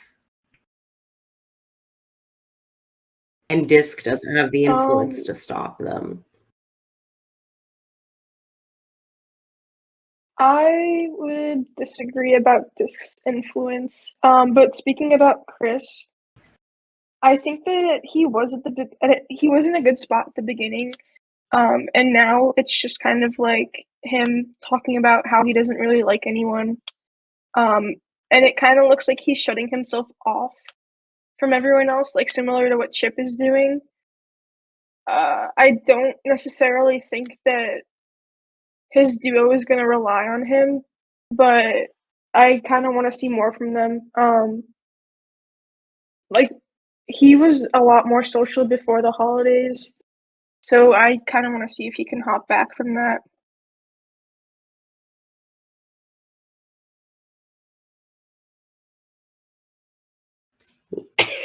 Yeah, I hope so. It just seems like he's not having a great time, which sucks. Yeah. Moving from Chris to their duo, yes. Disc is in a very interesting spot. Disc is one of those players who seems to be well liked by most people. Now, that doesn't mean that Disc is the top of everyone's list. Disc feels very much like one of those players who is indecent with everyone, but not at the top of most people's list. The sort of game that some people would call like playing a Big Brother game when you're playing Survivor, right? Like very few people in this cast would put Disc up on the block if they were HOH, but also like Disc is not the one who most people's games seem to run through, with the possible exception of like the Lisa and Logan duo. But that said, I think that Disc has a way of talking that like especially in what we the audience get to see of him, where Disc has this same sort of cerebral thoughtful vibe, and I think that Disc is one of the more deliberate players on this cast, you could almost say one of the more calculating players on this cast. And I think that Disc is someone who is like actively looking to improve his position. Now, Disc is absolutely willing to cut Chris if he has to. Like that is one of the bigger danger spots for Chris, is that Disc like will cut Chris if he has to. But I don't think Disc wants to yet. Like I think Disc is happy with what working with Chris brings him, at least for now. But I think that Disc is going to be a person who has a lot of options and is going to spend a lot of time figuring out which of those options works best for him. And I see Disc as being one of the like long-term swing votes in this game, potentially. One of the people who everyone is counting on, and some people are going to feel absolutely blindsided when Disc chooses someone else over them. And I think that if Disc gets to the end, Disc could have like a very important jury to worry about as well. Like I think that Disc is here to play a very, very ruthless game in a way that could catch up to him come FTC if he makes it. I don't know. I don't view Disc as like a super ruthless player.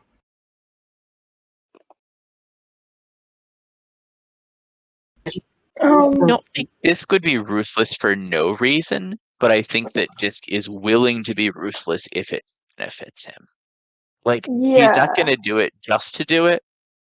He's not one of those players, but he's a player who also like will not shy away from making the ruthless move if he thinks it's best for his game. I think that Disc is one of the like more strategic players we have.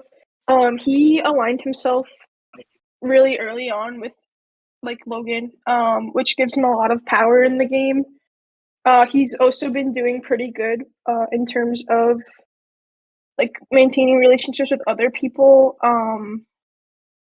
He's not necessarily anyone's like he was supposed to go home the first tribal, and his like the way he spoke with Alex and stuff, just like and other people like managed to save him. So I do think that potentially in the long run he could have a really good game. So he's my winner pick. So I'm hyping him up a little bit. Yeah, I mean, Disc is definitely like a strategic player. I think Disc comes off as like game body. Um, I don't think he has to anyone. Like, I don't ever see anyone talk about like the social connections that they make with Disc.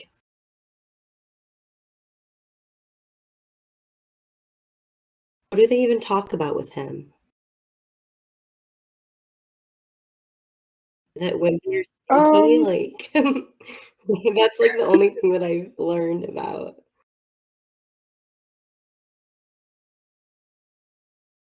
Like, it's I mean, I would fine. say Like, Disc is definitely a little game body. like, Like, yes, Disc could be a little game body.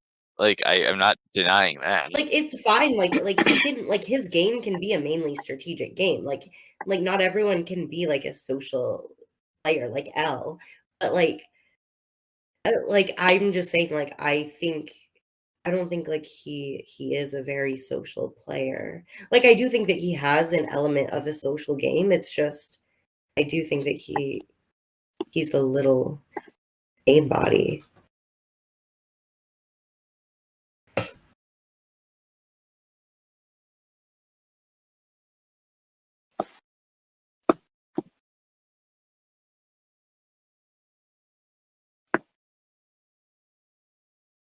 All right, moving from there, we go to duo number 4, which consists of EA Sean and AC. So starting with EA Sean, what are our thoughts right now on EA Sean? EA Sean is doing pretty well. EA Sean is like in on the main and like majority plans. Um, but like at the bottom of those plans and at the bottom of those numbers, which I don't think is a bad place to be. Because as long as EA Sean can also keep good ties with the minority, then whenever it comes time for civil war, EA Sean can simply run with the minority, get the majority out, and then be on top. Like, I think EA Sean is doing great, and I think EA Sean has a very good chance to win. And EA Sean is fun. I like EA Sean. Yeah, I would agree. I think that he's gonna be more of an unexpected, like unexpected threat from the for the rest of the cast. Like, I don't think anyone's kind of registering him yet.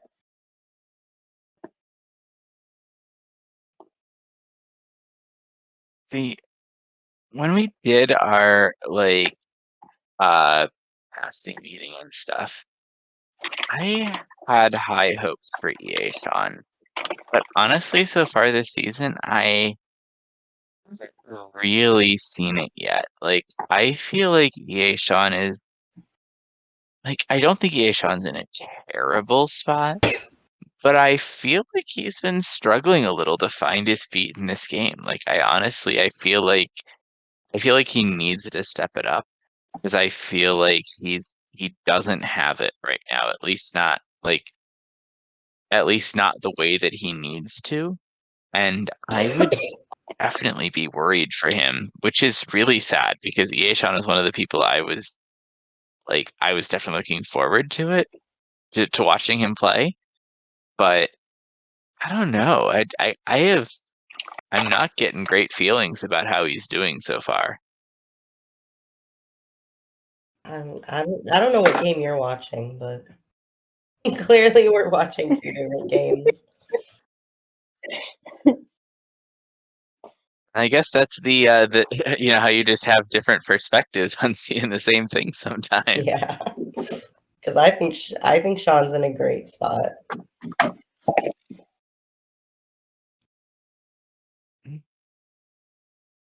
Moving from Sean, we get his partner Sushi. So how are we feeling about Sushi so far this season? My mom said, if you have nothing nice to say, don't say anything at all. But I don't care, so I'm gonna say some things. How are you gonna come into this and say, "I don't like to DM people," and then not DM anyone? And then how the fuck are you gonna survive, like, 3 fucking tribals? Like, that's disrespectful. Like, leave. Like, go. Like, and then it's like, I just, like, don't feel like participating in a challenge. Like, I just don't. Like, I just don't feel like updating my confessionals, and then don't. Like, what is going, like, why do you play these games? Like, why are you here? Like, I just don't understand his mindset. I don't get it. Like, I've been trying to figure it out. He's an enigma. I don't get it. I don't get it. And how is he here? How Remember is he too still how here? like Sushi had one of the wildest intros and bios at the start of this season. Um and yet I think all of Sushi's raw intensity was saved for like that bio. Because yeah, exactly. Like you said, we haven't really seen it. Like Sushi is just sort of like rolled up into a ball and said, yeah, I don't like these people, so forget it. And it's really weird to see this level of checked outness from someone who was so checked in for the start of the game. I'm not sure what it is. I'm not sure if it's just that Sushi like doesn't get along super well with these people, but at the same time, like Sushi's name has come out like a couple of times, and yet like Sushi still hasn't gotten fried, right? Like Sushi is still hanging around, finding a way to keep going, despite the fact that he's like not clicking with most of these people. And that is completely wild. But like surely the wheels fall off the train soon, right? Like this can't keep It going. can't. It can't, right? Like, but that's the thing. Like, it's not that he doesn't get along with them. He doesn't talk to them. So, like, how would he know if he gets along with them? He literally lets DMs I sit for days. Like, yeah. I think the most frustrating part about Sushi's game is that he like literally doesn't try to connect to his tribe, and then like he'll go to tribal and his own partner wants him out, and everyone else will be like, no, let's vote out this person instead. And it's like I don't really understand why they're keeping him in the game. Like as harsh as that sounds, I think it's like unfair to the people who the people who came in and were socializing and were trying their hardest. Mhm.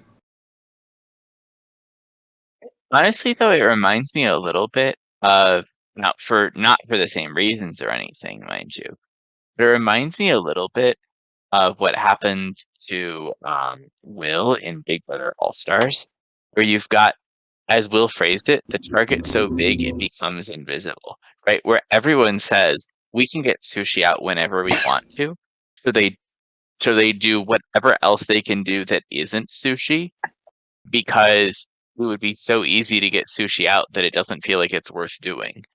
And like if that keeps happening, you wake up and it's like final 11 and Sushi's still here, right? But at the same time, anytime they could just say, actually, no, like that target is there and we're gonna do it. And it's not like a target because Sushi's playing a dominant game. That's the difference here. Because the same idea of we can get this person out whenever, so we don't have to. That I'm comparing, that I'm carrying over, because it definitely feels like that's a little bit of what's going on. Like everyone feels like it would be a waste of the tribal to vote out Sushi when there are other people they'd rather vote out. Well, that's what happened in. I just- Sorry, Roman, I didn't mean to cut you off. No, you're good. I was just gonna say that that's what happened in season 2 with Seven. Seven like didn't talk to anyone except for Snowy, and like everyone was like there were literally people who was like, "Who is Seven?" And like she got 11th. She got 11th, and it's because everyone was like, "We can literally vote Seven out whenever," and that's how she made it as far as she did. And I fear that Sushi might be able to get 11. Are we worried about the Natalie Tenorelli upside? I don't know who that is. That was one of the losing finalists to Boston Rob, who was generally perceived as not having done a whole lot and therefore never got voted out for that reason. Mm. I just don't really think it's a smart decision for them to look at Sushi like that because, like, they're gonna be in pre-merge for a while. I just don't really see how Sushi benefits any of them. Right, because it's not even like he talks to them about the vote. Like, how do you know that he'll even vote how Yeah. you want him to? Like, he's just there. Like, no one has like a guaranteed lock on his vote. Like, no one has connections with him. Like, Not even I his don't friend. really see the point of keeping you with him. Yeah. That's the thing though. If I were playing an overdog game, I would not want to vote Sushi out, right? Like if I'm playing an overdog game in this season, like I want Sushi to still be there because that's someone who isn't likely to come after me because of how little he's doing. So like it benefits the overdogs to keep Sushi around because Sushi is less threatening to them than other people could be. Whereas like the underdogs are the people who really have to be worried about Sushi, who like have to get them out so that they don't go out.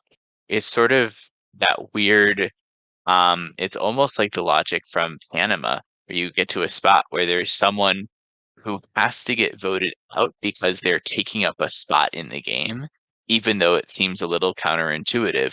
Like you need to vote out someone who is going to keep taking up a space in the game at some point. But if you're currently one of the power players, you suddenly don't want that to happen, right? Like you want to keep around the person who is just filling a seat because that's someone who isn't coming after you by virtue of the fact that they're filling a seat. So while Sushi himself is not like doing dynamic things in the game, the way other people play around his presence could actually end up being one of the storylines of at least the early part of this season.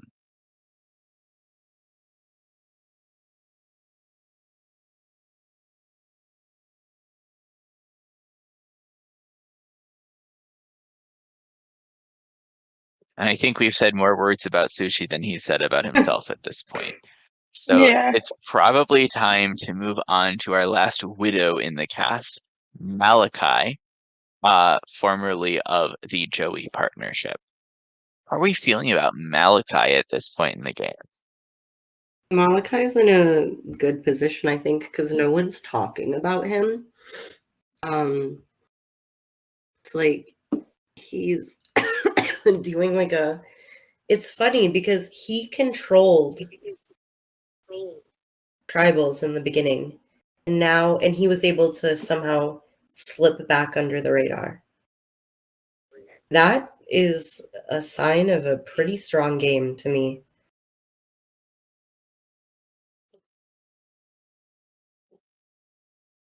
Yeah, I agree. Like, I think Malachi has already shown himself to be one of our stronger players. He's in a spot where he doesn't have a partner, which could mean that he's going to be seen as less of a threat. But a couple people have taken note of how willing he was to cut his partner and like are starting to have a little bit of wariness of him because of it.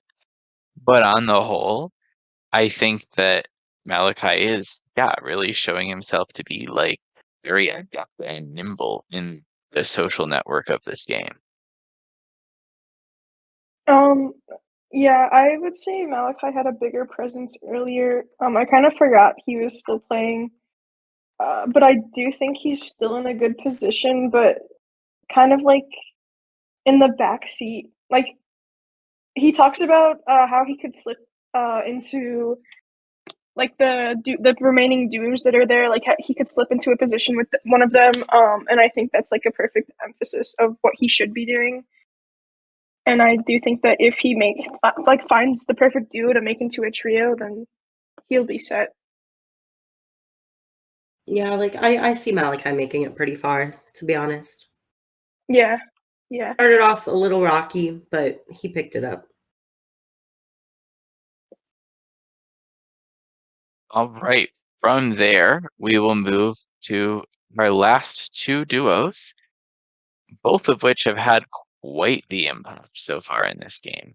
So we'll start with Alex and Ricey. And how are we feeling about Alex's game at this point in the season?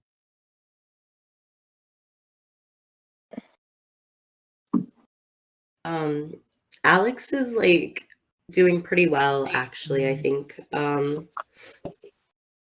Like Alex has found an advantage. Alex was pretty in charge of the first tribal, to an extent. Things didn't go exactly how he wanted, but he was faux in control. And like people enjoy Alex, like it's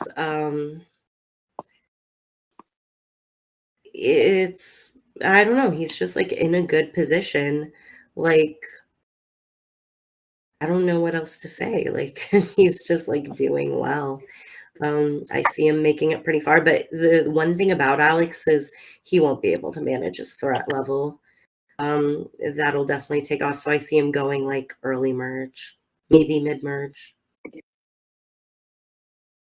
I love Alex. I I agree. He's like in a good position and stuff, but other people are saying he's a game bot. From what we're seeing in his CFs, he's really paranoid.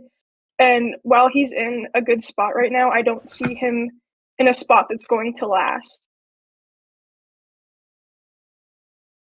And I am like pretty sure that he's going to be his own demise. I think that he's been overplaying since like the first episode. Oh yeah, for sure.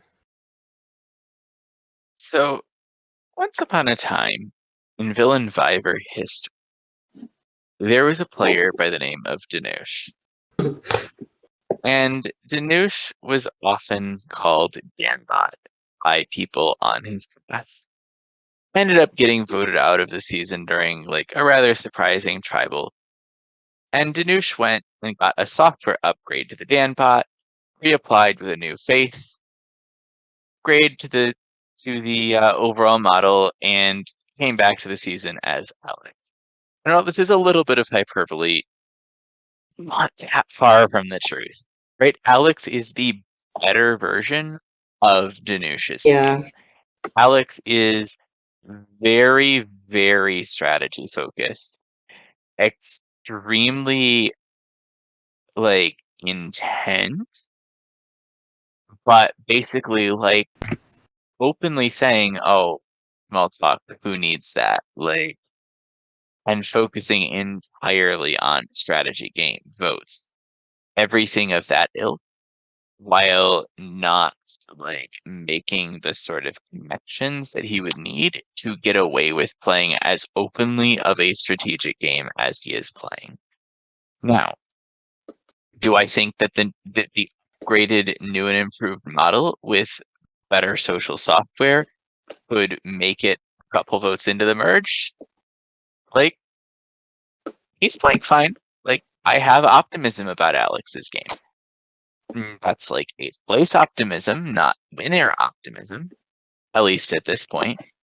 But I see Alex being one of the people who is going to be like sticking around for at least a while and doing so in a way that um makes him eventually taken out for being a strategic, not necessarily a jury threat. But yeah, I think that Alex is like a little too strategic and not social enough to get away with as strategic as he is. But he's a long-term player for this season. The only thing I'm worried about, considering Alex's game, I think that he's relying too heavily on like Izzy, and I kind of want him to like he is independent, but I just think that he gets too paranoid when he isn't with Izzy, and that's not really great for him. That's fair.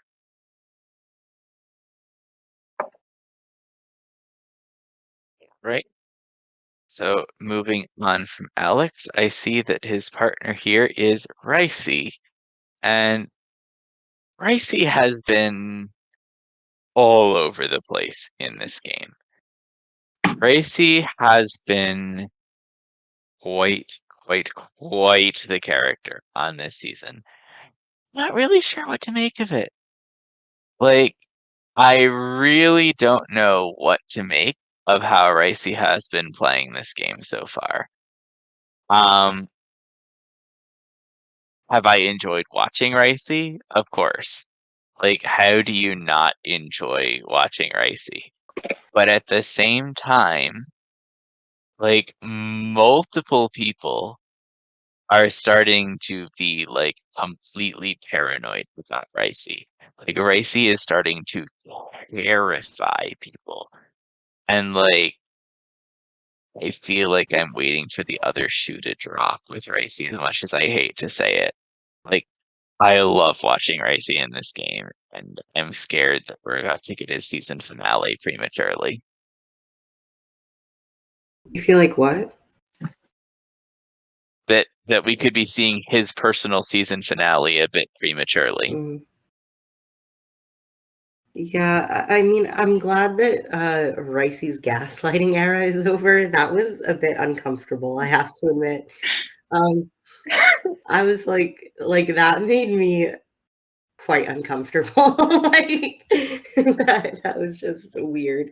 But Ricey is surprising because his interview was all like it warmed my heart, you know? I was like, wow, Ricey's so sweet. Ricey's so kind. Like Ricey's gonna be amazing. And then Ricey comes in and is like hardcore gaslighting Alex, like fucking like making Alex think that he's going insane, like on a personal level. And I'm like, what the fuck is going on? Like, fucking, we're seeing like a Ricey fucking a villain like I've never seen before. Ricey is the type of bitch who like, and I mean bitch endearingly, like Ricey as like a friend. Like, he gets to the end and is a losing finalist because no one likes him. Because he was so mean to everyone. And he's the type who's at FTC and someone like asks him a question. They're like, so what did you do the whole time? And then he'd be like, so why did your parents even have sex? Like, why did they have you? Like, that's the kind of person that he is. Like, he's like, don't fucking ask me a stupid ass question like that again. Next. Like, he's so I'm so like, I like need to see it. Like, I need to see it. He's like, oh my god, he's so fucking entertaining. He's not afraid. He's like, he's playing such a bad game. He's playing such a terrible game. Like, this also goes into Zap a little bit, which we'll get into, but like he'll like be in tribe chat and like make it so obvious who he's close to.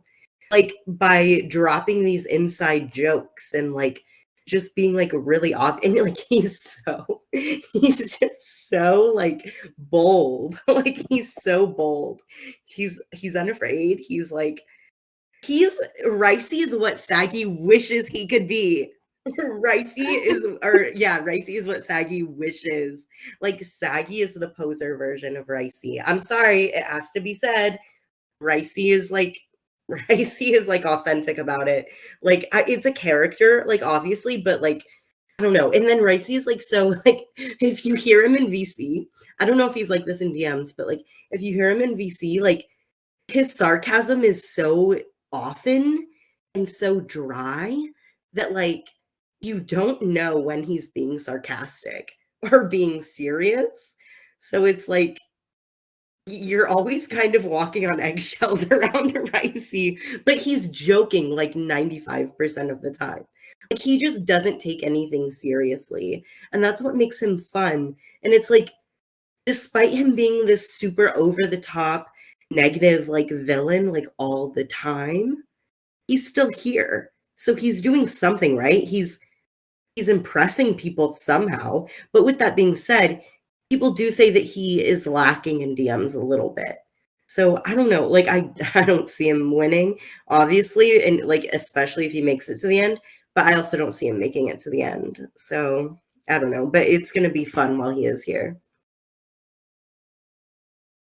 One of the things that we touched on so far in this conversation about Ricey is that how like interview Ricey had that certain level of like that sweetness, that kindness, that caringness, but that Ricey's also been like completely unafraid to pull out the villain card. Like basically from the moment his feet touched the beach, right? Like from that first moment, Ricey has been unafraid to do that. But it's very interesting because when you watch, right, that kindness, that caring side still kind of seep through and show itself from time to time. Like you see Ricey say these very kind, sweet, aware things. There's like a very deep behind the surface, like social grace and awareness interchanged with this like brutal, cutting sarcasm, like rampant tall tale telling. Like it's so interesting the odd concoction of things that we get with Ricey that almost the only way I can describe it is that Ricey knows that he is a kind person at heart who is playing a villainous character, and specifically the kind of villain who is unafraid to use that genuine kindness as a weapon in the game. And it's this weaponized kindness of luring people to his side, mixed in with this brutal villainous sarcasm and tale-telling that makes Ricey like such a fascinating character and player that is just unpredictable. And that unpredictability is dangerous for the rest of the cast. And I really do think Ricey is like a fairly long-term player here in the game. Like I could see Ricey again being here in that, final 7, final 6 kind of range.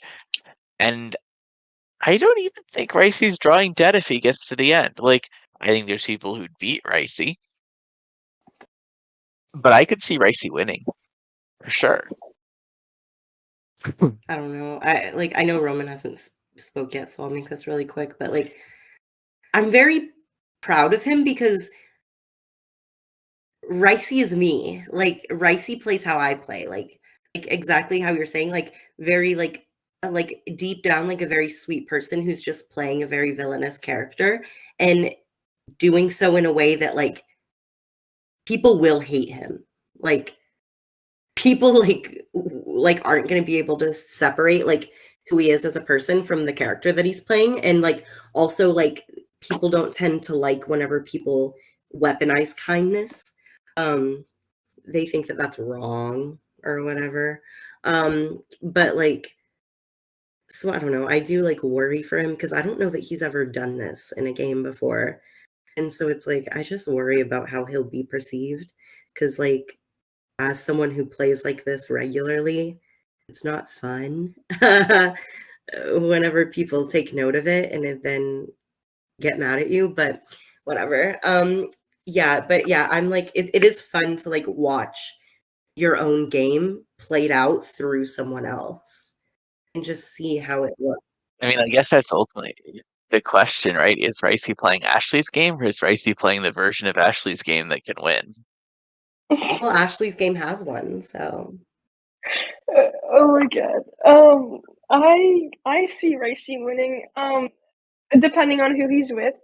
I don't see him winning with like the contenders we have so far, but I do see him winning with some of the quieter players. I think that if he makes it to the end, he'll have a very entertaining FTC performance, which like is gonna like a perfect like oh my god when people like just are able to approach their audience the right way, like they change the entire outcome even if they weren't the contender going into it. So I do think that Ricey has a shot. I think as long as he doesn't do what I was saying and be like really sassy at FTC, like as long as he's able to drop the character at FTC, he'll be fine. But if he like tries to keep up the character, I think that is where he'll get in trouble. Yeah.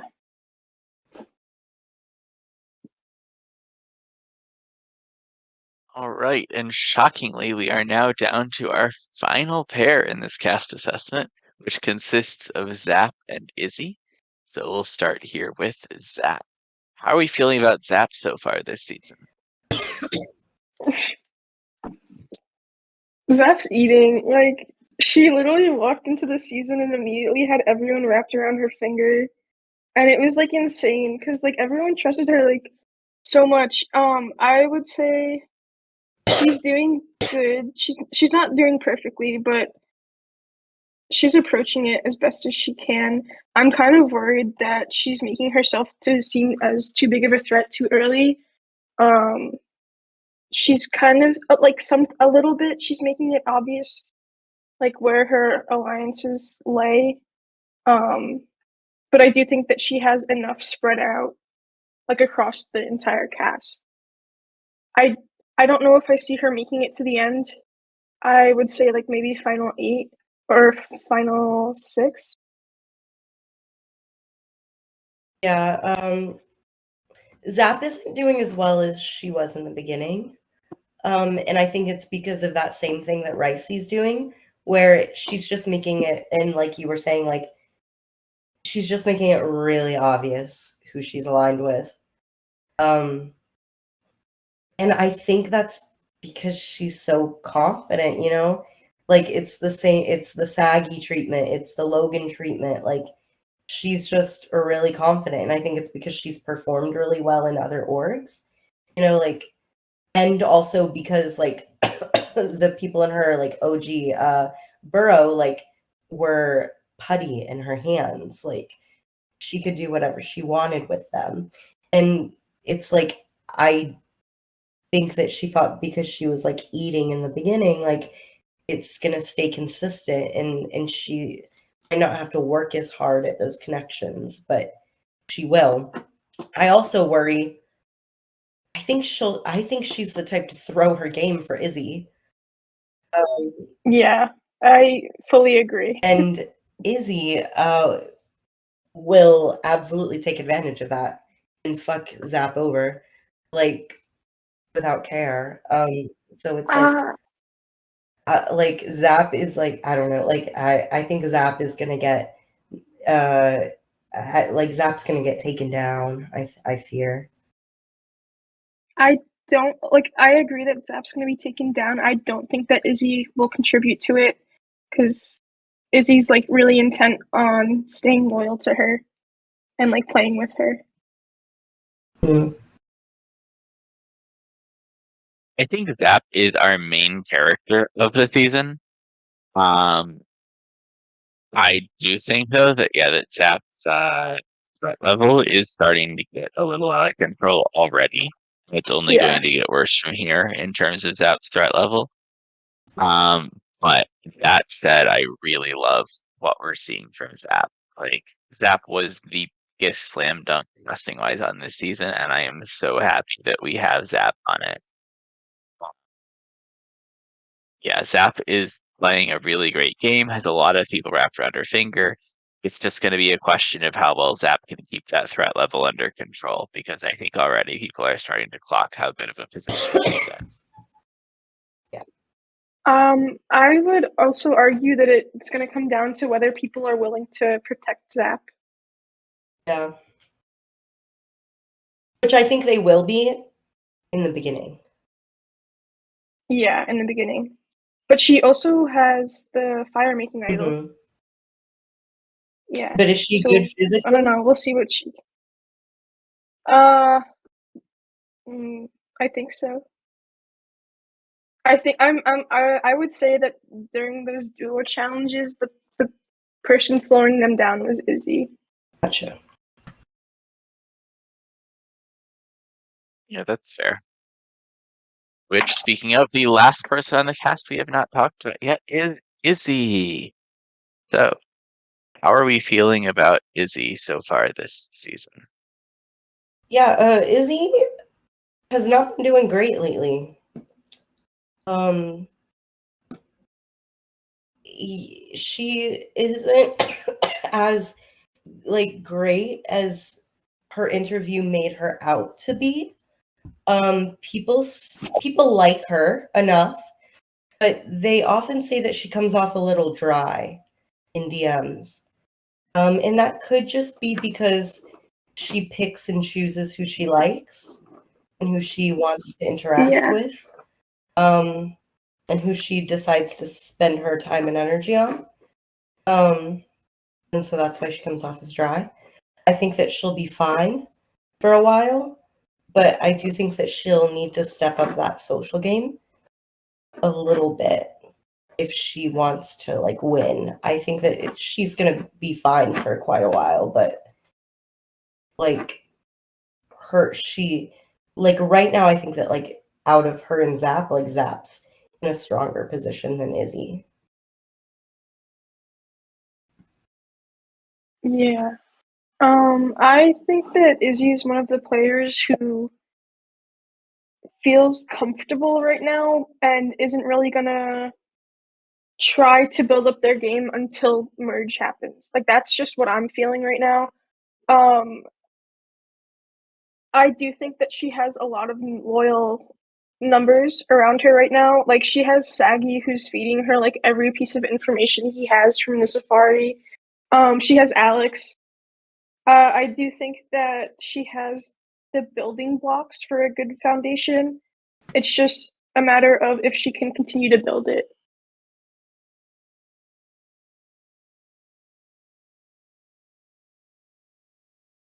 Yeah, I think that Izzy, at a glance, looking at the players on this list, arguably should be one of, if not the best players on this cast. The way things have gone so far this season, Izzy has started getting just a little bit too comfortable. And um like Izzy is very, very trusting in her relationship with Zap, which is not wrong to be, but is overly relying on Zap a little bit and not branching out enough on her own.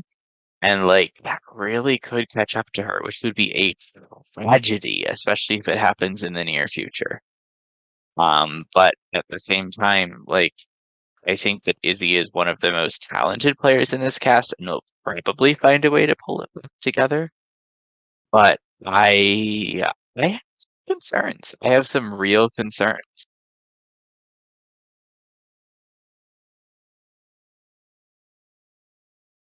I think my main worry is that she's just gonna focus on maintaining the relationships she has instead of trying to build new ones. Yeah, I can definitely see that too.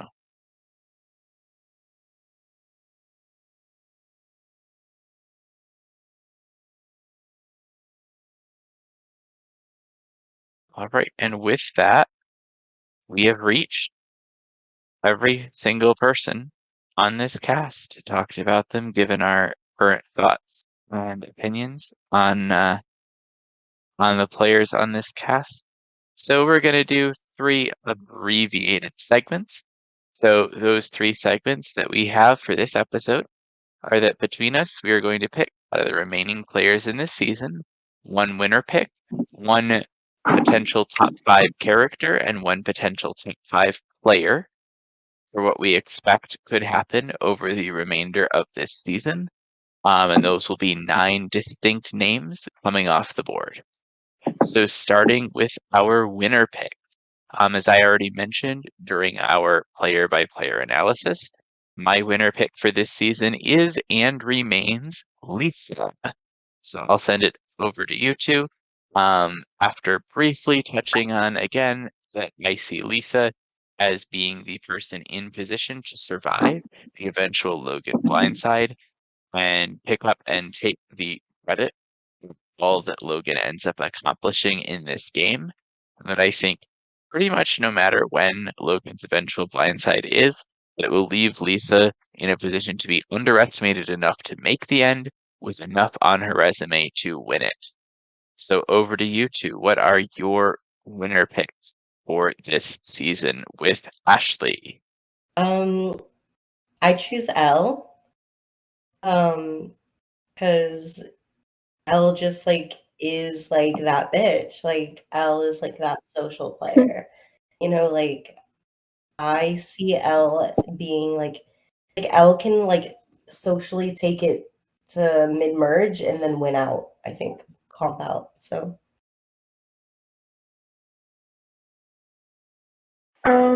My winner pick is Disc. I said this earlier. I think that Disc is really underrated, and I do think that he has a lot of potential in him. I'm really excited to see how his game progresses.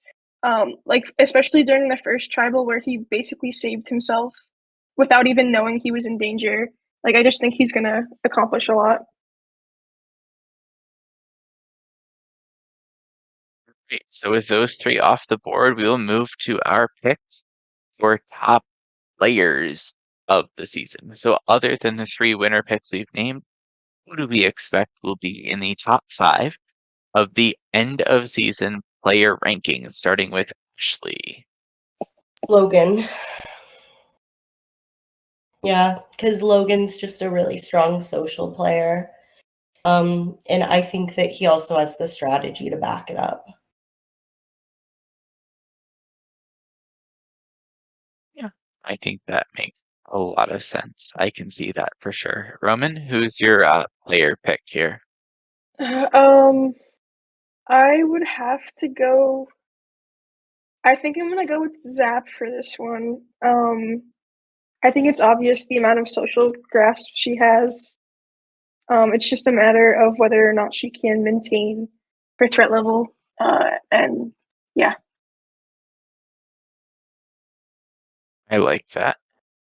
And for my player pick, looking at the remaining people who haven't come off the board yet, um, I think the pick that I'm gonna make here is actually going to be Alex. Um, I think that things are definitely eventually going to come off the wheels for Alex because of some of like the threat level concerns and stuff like that that we talked about. But I think that Alex is going to have a very strong steering hand on the direction this game goes for as long as he lasts. And I think that that amount of power and influence that he's going to have in this game is going to make him one of the high ranking players on this season. Finally, we have who do we think will be a top 5 character on this season, counting the 6 we've already named. So Roman hasn't started us off yet. So Roman, who is your pick for a top 5 character of the season? I okay. I'm gonna go with Ricey. Damn it. Ricey's yeah. Ricey's just fun. I like Ricey. And then like the gaslighting is kind of funny. It got a little personal, but it's back to like being chill. Yep, I can absolutely see why Ricey would be a great pick for that. Ashley, who are you gonna go with for a top 5 character on this season? I'll go with Tig.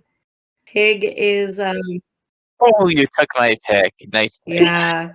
Tig's fucking hilarious with his little queer coded straight self. Like he's just really funny. Like even though this shit talking is like low blows, like it's funny. And I know that he doesn't like mean it in like a mean way. He just means it in like a sassy way. So it's like it's all in a lighthearted jest.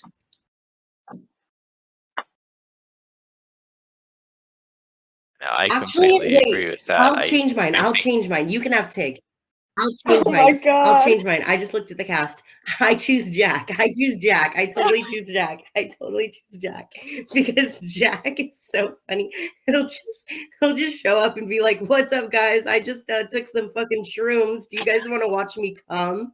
Like, just be like, and then he'll be like, "Fuck, I can't delete that." Like, he's just so insane. He's just so insane. He's so funny. He's so funny. I fucking loved. And then he was just talking about like MILFs and like his confessional. He's so funny. Like he has a crush on Lisa. Like, hello. Like he's so funny. I choose Jack. I choose Jack for sure. For sure. For sure.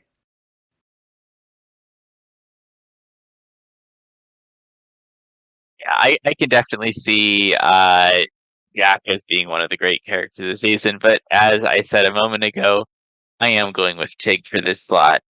I think that Tig's confessional is arguably going to be the wildest channel of this season. Um, when Tig just starts talking, you have no idea where it's going to go. The Tig L relationship is incredible to watch play out in real time. And just like, yes, Tig's gameplay can be a little muted at times, but Tig's character and personality are just an absolute standout, even on this incredibly loaded cast. And I think that Tig is just going to be like incredible to watch for as long as he's around. So I have to go with Tig here.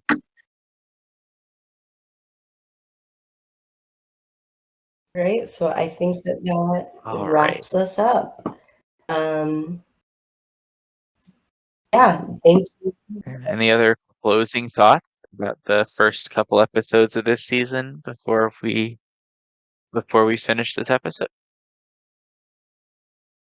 I think it's been really fun so far. Besides that time that they made me cry, yeah, it's been really Yeah.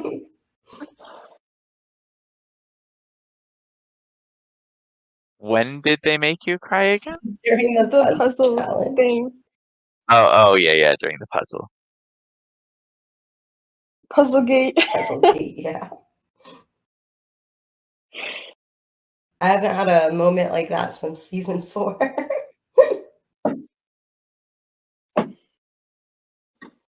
But that's okay. It was one moment. Aside from that, it's been really fun. So it's a fun cast. They scare me sometimes, but they're fun. Oh, I have another. The past 3 pre-jurors, like Joey was a little bit upset and bitter. But like Sifficon and Moth God were like really, like they just enjoyed the experience, which I thought was like really nice Yeah. to hear.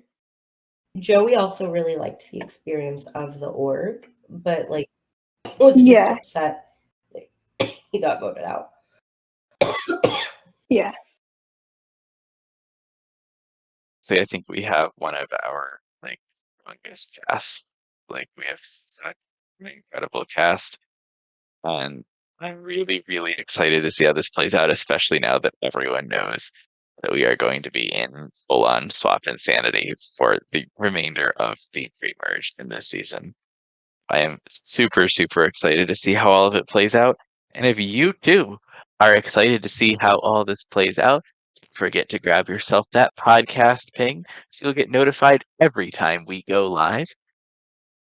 This has been the season 8 assessment of the Villain Viver podcast, talking through every member of our season 8 cast and telling you what we think, how they're gonna do. You can listen back at this when the season's over and look at how right or wrong we happen to be. Thank you for joining us tonight. Whether you listened live from our Spectators Lounge, whether you're listening to us later on YouTube, or any combination thereof if you popped in for 5 minutes, said hi with your ears, and are checking out the remainder of the show later, thank you for joining us as well. We love all of our loyal listeners. We're looking forward to the remainder of a fantastic season. We will see you next time. This has been Elk. Along with me, we've had Ashley, Roman. bye. later.